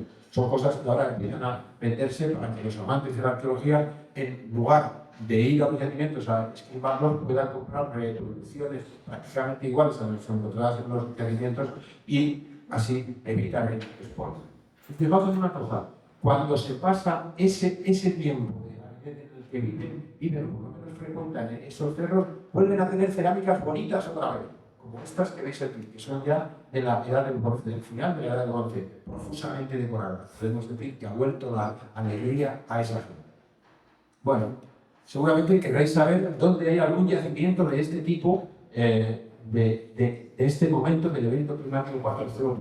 Bueno, pues uno de ellos es el Pico de la Mora en Navatejares, que está por aquí, muy cerca de aquí, que seguramente que habréis frecuentado en más de una ocasión algunos de vosotros. Veis que es un cerro cónico, esto es visto desde abajo, desde la garganta de David Jiménez, se ve perfectamente como un cerro cónico, y del que hay muchas leyendas de que me cuenta gente que han encontrado cosas, pero nunca me han enseñado muchas cosas encontradas en ese sitio como para que podamos catalogarlo debidamente. Lo que sí sabemos es que hay una especie de puro que no sabemos si es antiguo o si es moderno, que está aquí en la base y que también lo vemos en otros yacimientos de este tipo iguales.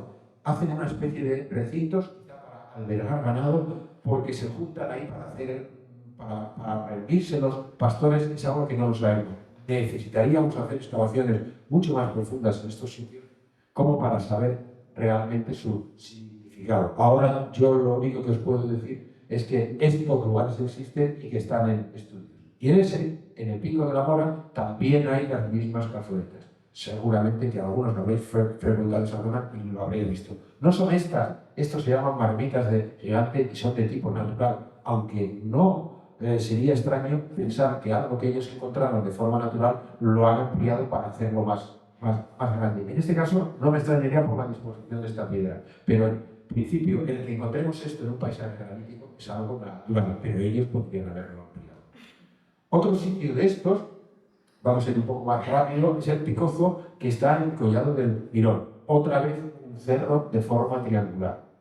Este está en el Cerro del Berroco, es el Perroquí en el Cerro del Berroco. Lo mismo, exactamente igual. Todos son iguales. Y fijaos, cuando excavamos en estos lugares, cuando hemos excavado en estos lugares, hemos encontrado siempre muchos objetos simbólicos, objetos que no sirven para nada realmente y que creemos que eran ofrendas, quizá para decirle a los dioses de aquel momento, quizá, ¿por qué no? Podría ser que llovieran porque les hacía falta que lloviera para que hubiera pasto y para que los ganados pudieran estar en esos lugares. Y no sería extraño que ellos eligieran estos cerros de forma triangular, igual que los egipcios hicieron las pirámides, apuntando hacia el cielo. Estaban apuntando hacia el cielo, no fue una casualidad, no fue una figura geométrica que los egipcios hicieran con las pirámides, es que querían estar apuntando al Señor que estaba enterrado ahí, que era el faraón, la máxima autoridad, estaban apuntando hacia el cielo. ¿Quién sabe?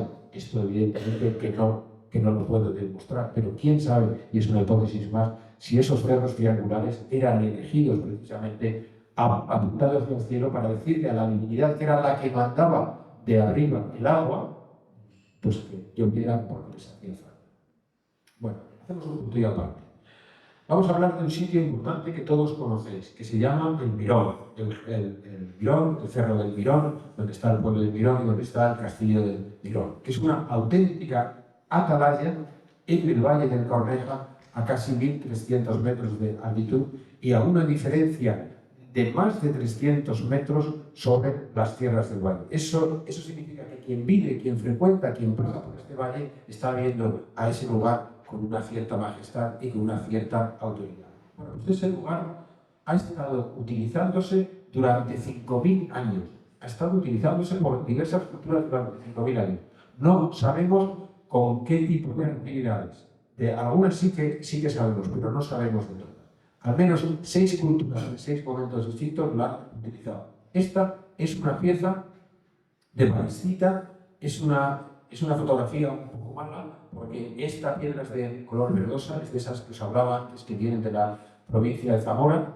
La hemos encontrado ahí. Estas piezas son propias del Neolítico y de la Edad del Cobre, de aquellos agricultores que vivían en el borde del valle, etcétera, etcétera. Por alguna razón, también estuvieron viviendo o frecuentaron el cerro donde está el Mirón. Esto es una hacha votiva, un fragmento de una hacha votiva también encontrada allí. Esto continuaba así, esta rota, y aquí tenía el filo. Y esto que veis aquí, ese surco, es para el embalde. Eran hachas votivas porque no servían para nada funcional. Eran hachitas así de pequeñas, y creemos que eran una especie de amuletos, de símbolos, de algo que ellos llevaban para protegerse o para lo que fuera. Eso también pasaría en esa época, en la Edad del Cobre. Esto es un fragmento de vaso campaniforme. Estos vasos eran los primeros vasos donde se tomaba el alcohol. Podríamos hablar mucho de eso y de lo importante que tuvo que ser el alcohol en la antigüedad. Ahora lo compramos en los supermercados sin más. Alegremente vamos a comprarnos una botella de lo que sea y nos alegramos con eso. En aquellos tiempos se hacía cerveza con la cebada. Los efectos del alcohol, que tanto nos gustan en muchos casos cuando no nos pasamos, pues en todos aquellos tiempos tenían que ser mucho más importantes. El que tenía cebada suficiente para hacer cerveza y dárselo a los demás estaba mostrando su autoridad y su prestigio. Pero eso sería para otra conferencia. También hacia la mitad de la Edad del Bronce también estuvieron viviendo porque se dejaron allí abandonado o lo que fuera este puñal que está en el Museo de Ávila, o estas cerámicas del final de la Edad del Bronce de hacia el año 1000 a.C.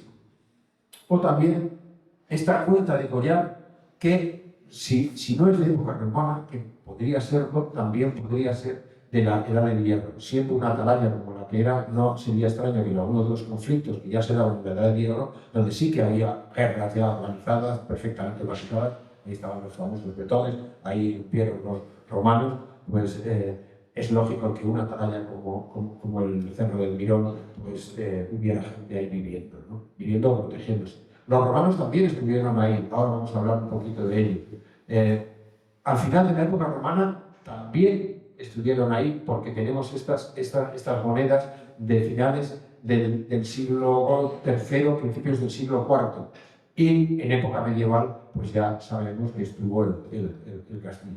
Es decir, el Mirón, que es un sitio que yo os recomiendo si no habéis estado nunca, y si habéis estado, volváis de vez en cuando, porque además está acondicionado para que se pueda estar allí. Vayáis allí a ver el Valle del Río Corneja. El verlo en primavera es una verdadera maravilla. El verlo en otoño, en este tiempo, cuando todos los árboles del cauce del río Corneja están del color del otoño, también es una maravilla verlos. Y además tenéis allí una grandísima lección de historia, que es el castillo, las edificaciones que había exteriores, una iglesia que yo creo que data de la época visigoda, pero llega hasta la época medieval. Y todo ello está condicionado para que se pueda ver y para que se pueda entender por un mirador aquí en la parte de arriba, con carteles donde se puede leer la historia, incluso con un mirador que se hizo aquí ya hace bastantes años, que hizo la Diputación, para poder ver dos fases importantes que tiene la muralla que rodea el castillo. Una, la que tuvo que ver con la época romana, de la que vamos a hablar brevemente ahora, y otra, la que tuvo que ver cuando el castillo de época medieval estuvo aquí. Esta es una fotografía de la iglesia. Cuando la excavamos tiene mucha pinta de ser una iglesia de origen de época visigoda, y algo que lo define con bastante exactitud es este tipo de pía bautismal que suelen aparecer en los momentos de época visigoda o en esa franja de tiempo en que todo esto estuvo bajo el dominio musulmán, entre el 711 y el 1085, en que está ya el terreno cristiano y ya se revuelve a todo ello. Bueno, voy a hablaros del castillo, del castillo de Mirón, de algo que sí que tenemos buena constancia de ello, porque es algo importante. Mirad, había entre el Valle del Corneja y toda esta zona, y también el Valle de Cerrillas, había una serie de población romana viviendo en estos lugares. La gran mayoría eran asentamientos rurales y una villa romana que estaba en la zona de la ermita de la Vega de Piedrahíta, que yo creo que fue un fracaso como villa romana, porque los que lo conocéis bien sabéis que es un sitio bastante insalubre. En invierno se acumula el agua allí y bueno, yo creo que no se puede vivir. Quizá alguien se empeñó en construir una villa romana allí, porque era una época de cierta sequía, y después se arrepintió y se tuvo que ir de allí.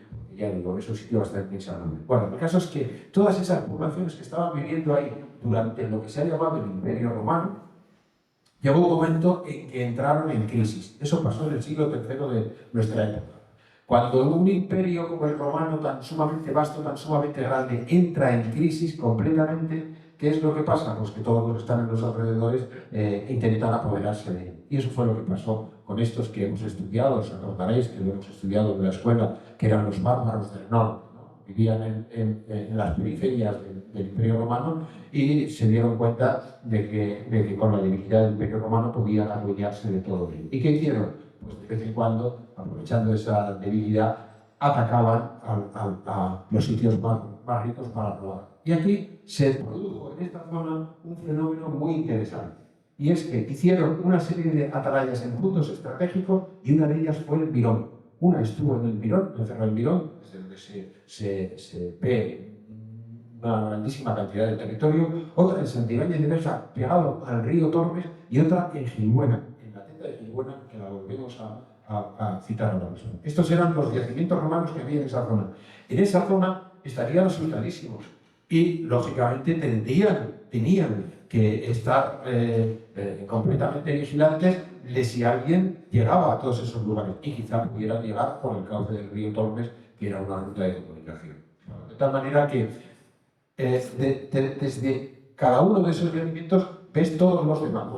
De esas atalayas ves todas las demás. Y de esa manera estarían vigilando, estarían diciendo a los de las zonas limítrofes, ojo, que vienen para protegerse, para organizarse o para enfrentarse a ellos. Y eso fue el cerro del Mirón. En la Teta, también, ya veis que es otra gran atalaya, también podían vigilar desde ese lugar. En lo alto de la Teta, aquí hemos encontrado los restos romanos correspondientes a ese tiempo.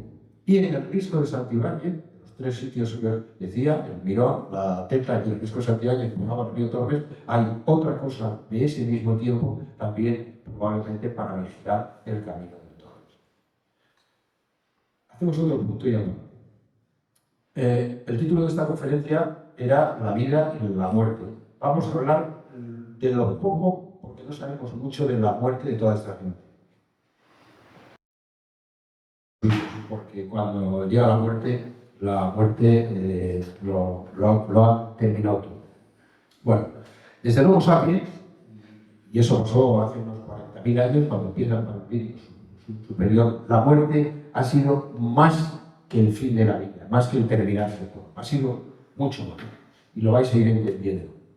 La religión ha utilizado normalmente la muerte y sus misterios como una forma de control de la sociedad. Esto no es una crítica, es que esto es así. O sea, todos sabemos, ahora ya somos un poco más descreídos, pero cuando se pinta el juicio final, este cuadro de Ángel, cuando se entierra a la gente dentro de las iglesias, no se las entierra porque sí, sino se las entierra porque desde la iglesia lo que se dice es que si estás enterrado y muerto cerca de la divinidad, tienes más posibilidades de salvarte, de ir al cielo. Si no vas al cielo, vas a ir al infierno y ahí te vas a quemar, y eso va a ser una cosa terrible. De tal manera que la muerte pues era algo que me preocupaba a todo el mundo.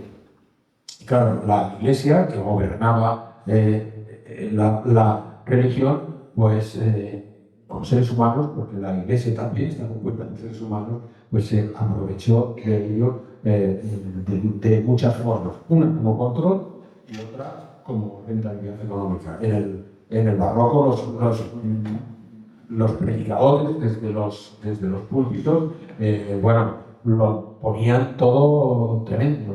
O sea, lo que podía pasar si morías Pero claro, estos cuadros, para tanta gente analfabeta, estaban hablando de eso, del juicio final, donde en el juicio final te iban a decir vas al infierno o vas al cielo. Y si ibas al infierno, era toda la vida quemándote. Fijaos, vivir con esa expectativa, ¿no? Bueno, el caso es que la muerte ha sido utilizada de esa forma. También el poder político ha utilizado históricamente la muerte como forma de distinción social. En las iglesias, en las catedrales, se enterraba la gente que lo podía pagar.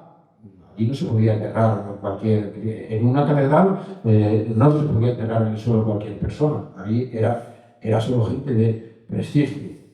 Entonces también se ha utilizado históricamente como una forma de distinción social. Bueno, eso como prórrogo de todo eso. Entre el 5000 y el 1000 a.C., la muerte en toda esta zona se nos muestra como algo invisible. Pero es verdad que de los alrededores sabemos algunos detalles que nos hacen entender cómo podía ser la muerte en esta gente. Por ejemplo, en el Valle Hombrés, en la zona de la Moraña de Ávila, hemos encontrado de este tiempo algunos enterramientos con mucha gente metida en fosas como si quisieran desprenderse de ellos. ¿Qué nos está indicando eso? Nos está indicando, primero, que eran gente que no tenía ningún prestigio, que no tenían que exhibir la muerte de ninguna manera, que no eran gente importante absolutamente para nada. Primera cosa. Y segundo, pues que despreciaban los restos humanos de esas personas porque no les servían para nada. Probablemente porque ya creían que el ánima, no sé cómo lo llamarían ellos o cómo lo entenderían, se escapaban del cuerpo una vez que había muerto. Y los huesos pues eran nada más que la carcasa de una persona que había tenido vida. Y eso hace que no sea frecuente encontrar cementerios organizados, sino que a veces, y por mera casualidad, encontramos fosas con muchos restos enterrados allí después de que han estado pudriéndose en alguna trampa. Bueno, de tal manera que los que vivieron en la Ceta de Jimbuena, en el risco de la ermita de Encinares, los que vivieron en la zona de Llorredondo o los que vivieron en el Pico de la Mora, no sabemos qué hacían con los muertos. Pero creemos que era gente que creía más en el animismo y despreciaban los restos humanos y probablemente estén enterrados en cualquier parte completamente invisible. Eso sí, en sitios donde se reunían, como eran los dólmenes, que hemos dicho que eran sitios de reunión donde venía gente de muchos sitios a reunirse para intercambiarse conocimientos, mujeres, maridos, etcétera, etcétera, en esos lugares los que empezaban a tener un cierto poder económico se hacían enterrar en esos lugares para mayor gloria suya. Porque si se enterraban en esos lugares, en esos espacios tan sumamente importantes, era para glorificarse, para que le respetaran más, para perpetuar su poder. Bueno, eso podríamos hablar mucho, pero como no tenemos tiempo, pues no vamos a hablar. Pero creo que habéis entendido que no es lo mismo enterrarse en cualquier parte que enterrarse en un monumento importante al que se va todos los años a hacer una fiesta. Cuando sí que empezamos a tener noticias, alguna noticia más de la muerte, es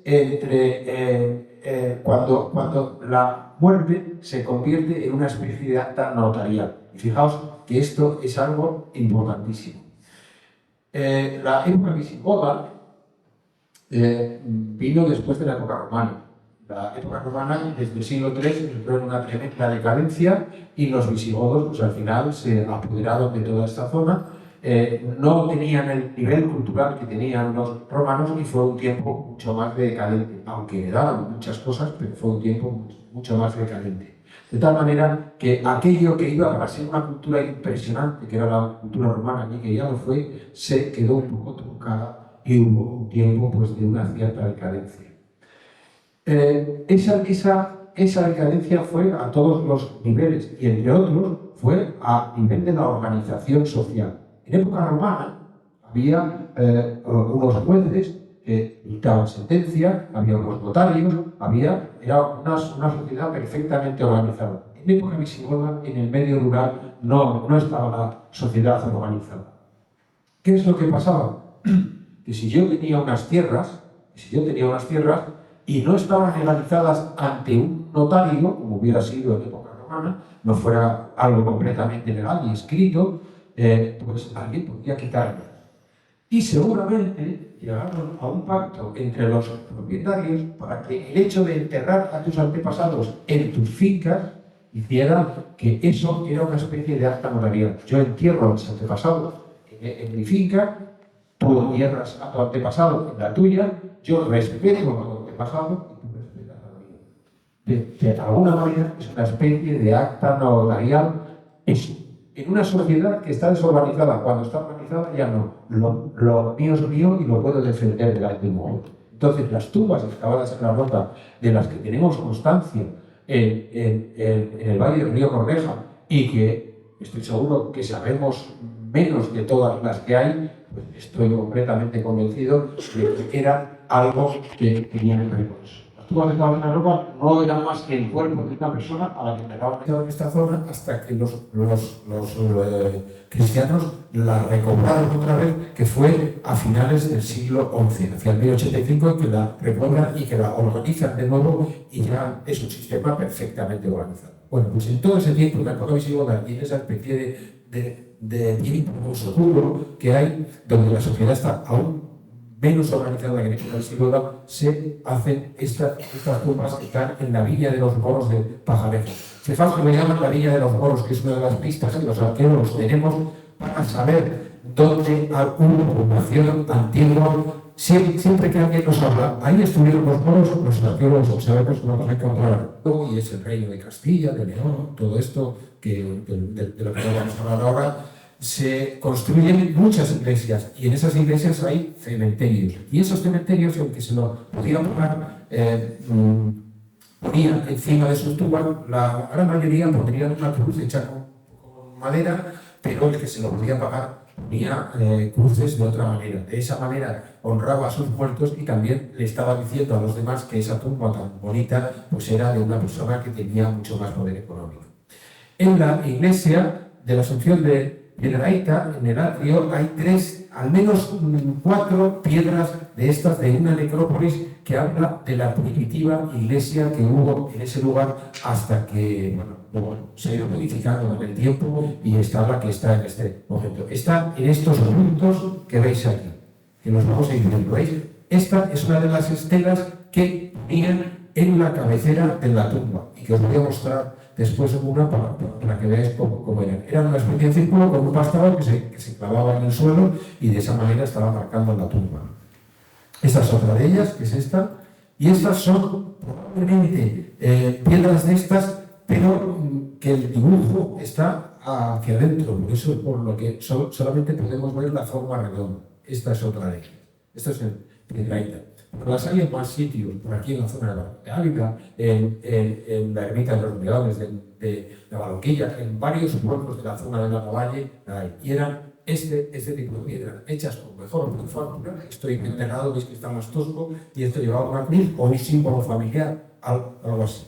Y en esa ermita de los Leones de Piedrahita, alguien en una reconstrucción se dio cuenta que ahí había unas piedras antiguas y las sacó y las expuso con muy buen criterio para que ahora podamos verlas. Son estas piedras que veis aquí. ¿Veis? Todavía se ve parte del vástago con el que estaban hincadas en la tierra. En el pueblo de Beceras también hay una que está hablando de una iglesia primitiva antes de la que hay ahora, de la Inmaculada, que está aquí embutida en este muro. Es esta piedra que hay aquí, le falta el vástago, y el ayuntamiento tuvo a bien, con mucho acierto, pues poner un cartel de forma que la gente pueda identificar que ese es el origen, es el testimonio del origen de esa iglesia.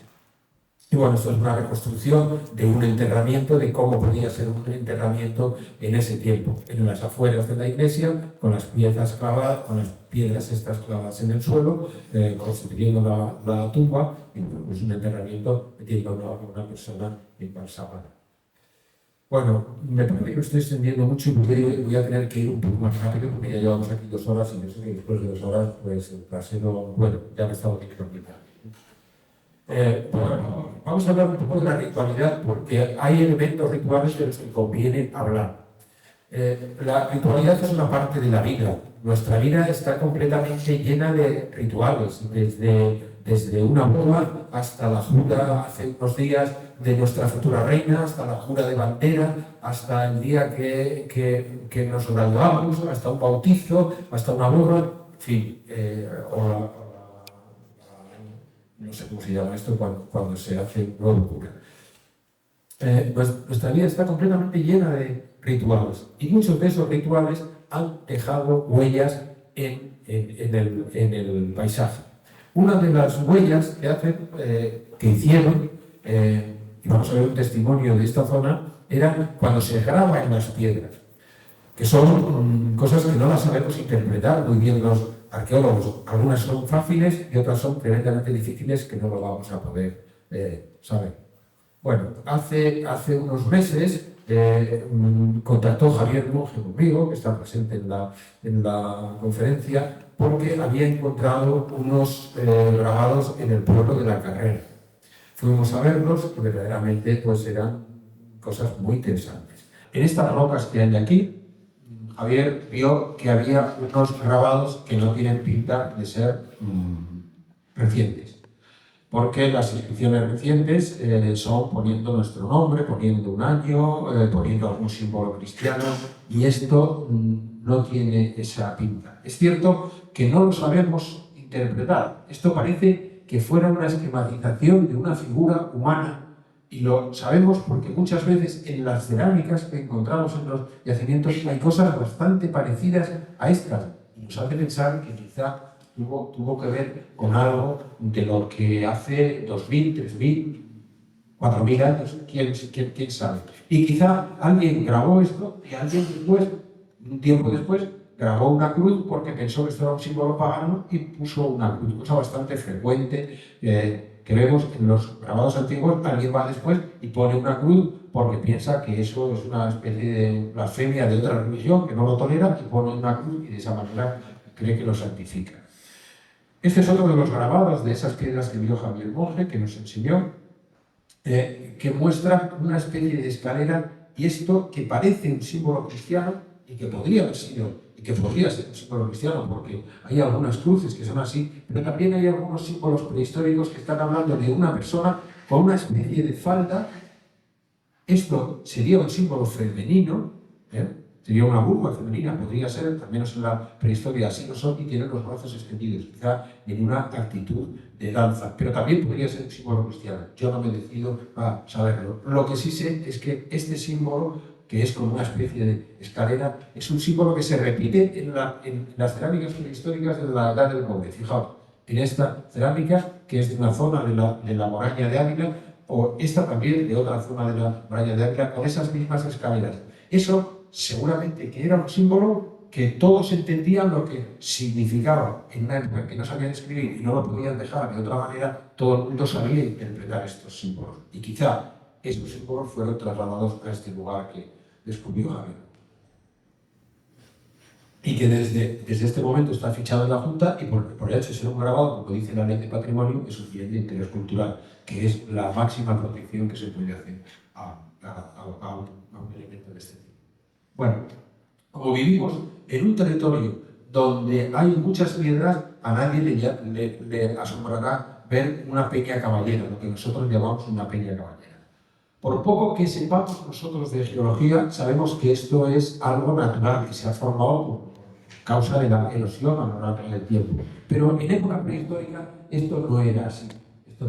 Ellos no tenían conocimientos científicos, de tal manera que si veían una roca inmensamente grande como esta, que está en el Castro de Urraca, lo que se les ocurriría pensar es que alguien había puesto esa piedra en este lugar. La había puesto. ¿Quién la podía poner? No lo podían poner los humanos. Lo tendría que haber hecho una divinidad. Si la divinidad se toma la molestia de poner esa piedra ahí, es porque la divinidad frecuenta esos sitios.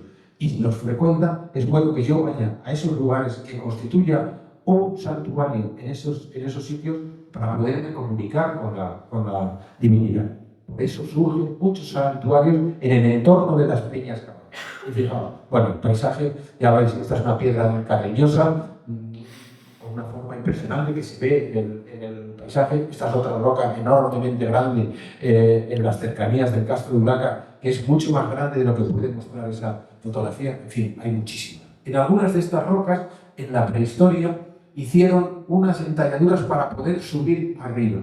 Ojo, no hicieron esto para subir realmente a esta piedra que tiene unas cazonetas enormes, unas marmitas de gigante enorme. No hacían esto para subir realmente, porque con unas escaleras rudimentarias podían subir ahí. Hacían estas cosas en las piedras para dignificar esta piedra por haber hecho eso y hacerla diferente de las demás.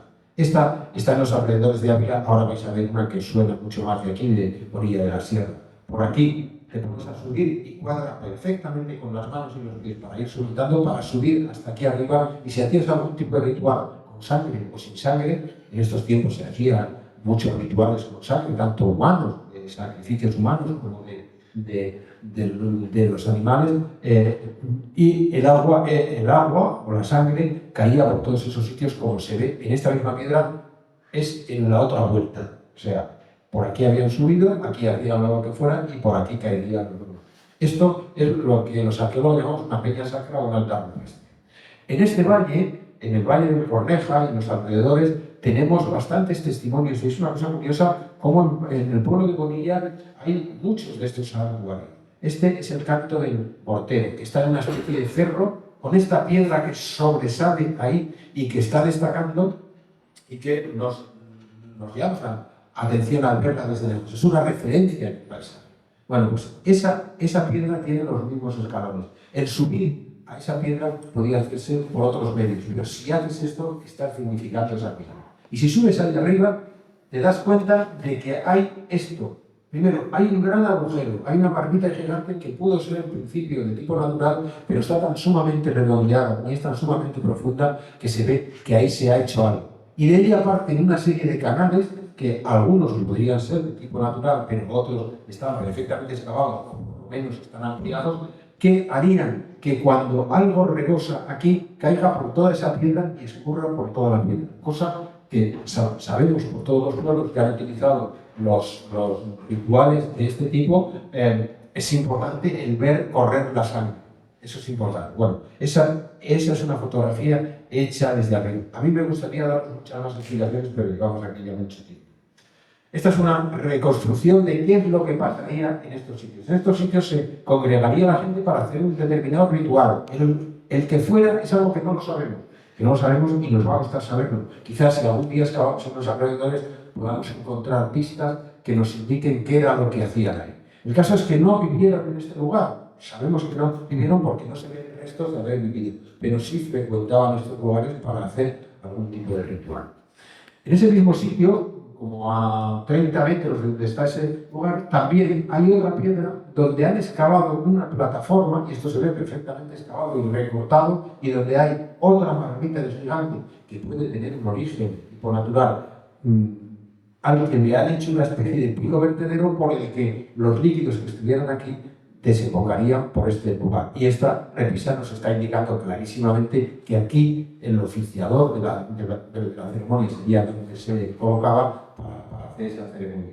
Curiosamente, también en Orilla de la Sierra encontramos en una ocasión esta especie de altar que ya aparece de otra época posterior, de cuando se hacen escaleras, como uno muy famoso, famosísimo, que hay en el Castro de Blaca. ¿Veis? Con unas escaleras, y aquí arriba también hay una serie de pozos donde probablemente hacían rituales con la sangre, con sacrificios o con lo que fuera. Y un sitio más, también en Navalterrero, en Orilla de la Sierra, con otra piedra, que es una clara referencia ritual en medio del paisaje, con unas escaleras excavadas ahí y con otro agujero ahí, arriba del todo, arriba está en ese punto para hacer lo que fuera el este. Bueno, otro tipo de monumentos de altares rupestres de este tipo me lo enseñó mi amigo Dionisio Valcárcel. ¿He dicho Valcárcel? Caselli, perdón. Pero el señor Santa María del Berrocal es una piña también, una piña un poco especial, con una serie de cazonetas excavadas que se ven aquí para subir arriba, para llegar hasta aquí arriba, y con una serie de cruces excavadas, grabadas ahí, que desde mi punto de vista era una forma de cristianizar una roca que se consideraba pagana. A todas estas rocas venían a hacer ritos paganos y en un determinado momento el cristianismo decidió, y eso pasó en época visigoda, un famoso obispo visigodo se llamó Martín de Braga, Sopra, que ya lo maneja también la historia, pero bueno, esta zona es muy característica porque está en el centro del barco. Yo creo que ha sido una piedra resbaladera hasta que se ha acabado con este ritual que ha sido la época de nuestros abuelos, pero también ha tenido su misterio bastante antes. Y es esta piedra con una cierta significación en medio del valle. ¿Veis? Por aquí se habrán resbalado las mozas. Además, es una cosa curiosa porque todavía queda tradición en algunos pueblos de resbalarse por estas piedras. Y a mí me cuenta gente que no son de mi generación, sino de la generación anterior, donde ya no creían tanto en esto. Y los chicos nunca se resbalaban ahí. Era como algo, eso no se lo chica, aunque no sabían que era por el tema de la fecundidad. Eso ya había pasado a la historia. Ya era simplemente como algo único, pero los chicos no querían resbalarse. Eso es cosa de chica. Evidentemente eran los resquicios que daban de aquí. Bueno, en la parte de arriba de este lugar hay una serie de cazoletas de estas inexplicables que vemos en los santuarios y que no sabemos interpretar.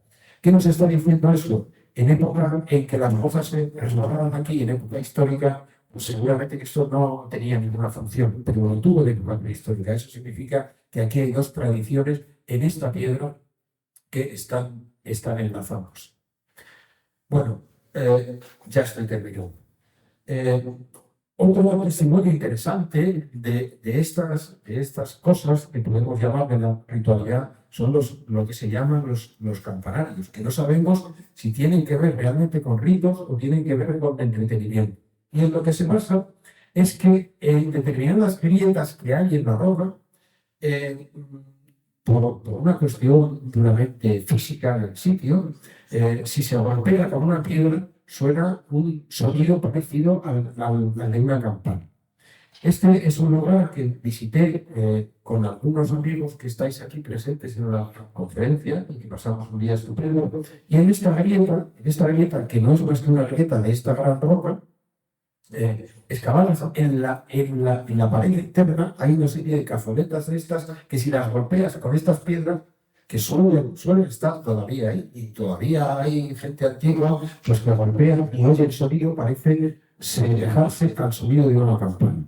Eso, en época de nuestros abuelos y en época inmediatamente anterior a nuestros abuelos, era algo único, pero quién sabe si en época prehistórica estos lugares para lo que servían era como alguna forma de ritual, de comunicación, etcétera, etcétera, etcétera.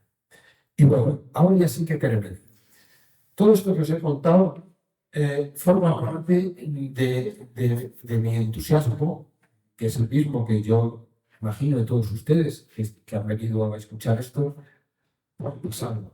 A veces se junta el entusiasmo con el pasado por saber cómo vivieron nuestros antepasados, por enriquecer esa mochila que os enseñaba que todos llevamos atrás. Se junta ese entusiasmo con el pasado, con estar en plena naturaleza y con juntarse con buena gente. Y bueno, quiero despedir esta conferencia de nuestra foto conmemorativa que hicimos, Antonino, Dionisio, José Antonio Urbina, y este hombre que no me acuerdo ahora mismo su nombre, pero también era un político que estaba aquí, que pasamos un día estupendo en este lugar, viendo estas piedras de los campanarios. Fue un día absolutamente entrañable, como muchos otros que he vivido con otra mucha gente, que hablan del entusiasmo de la gente y que en muchos casos terminan como terminó este día, en una nave de uno de ellos, que no sé si era este señor o era otro, con su chorizo, con su salchichón, con su vino, en buena compañía, y que, bueno, pues de alguna manera lo quiero hoy homenajear. Si juntamos entusiasmo por naturaleza con buena gente, pues creo que tenemos días absolutamente inolvidables. Y me despido ya pidiendo primero disculpas por tanto tiempo que les he tenido ahí, con una reflexión que me gustaría que no olvidaran. Conocer y valorar el pasado es reconocernos herederos de una larga trayectoria de miles de años en la que la lucha humana por sobrevivir y avanzar ha sido la gesta más valiosa que hemos hecho. Por eso, es por lo que no debemos olvidar nunca el pasado. Y sí se me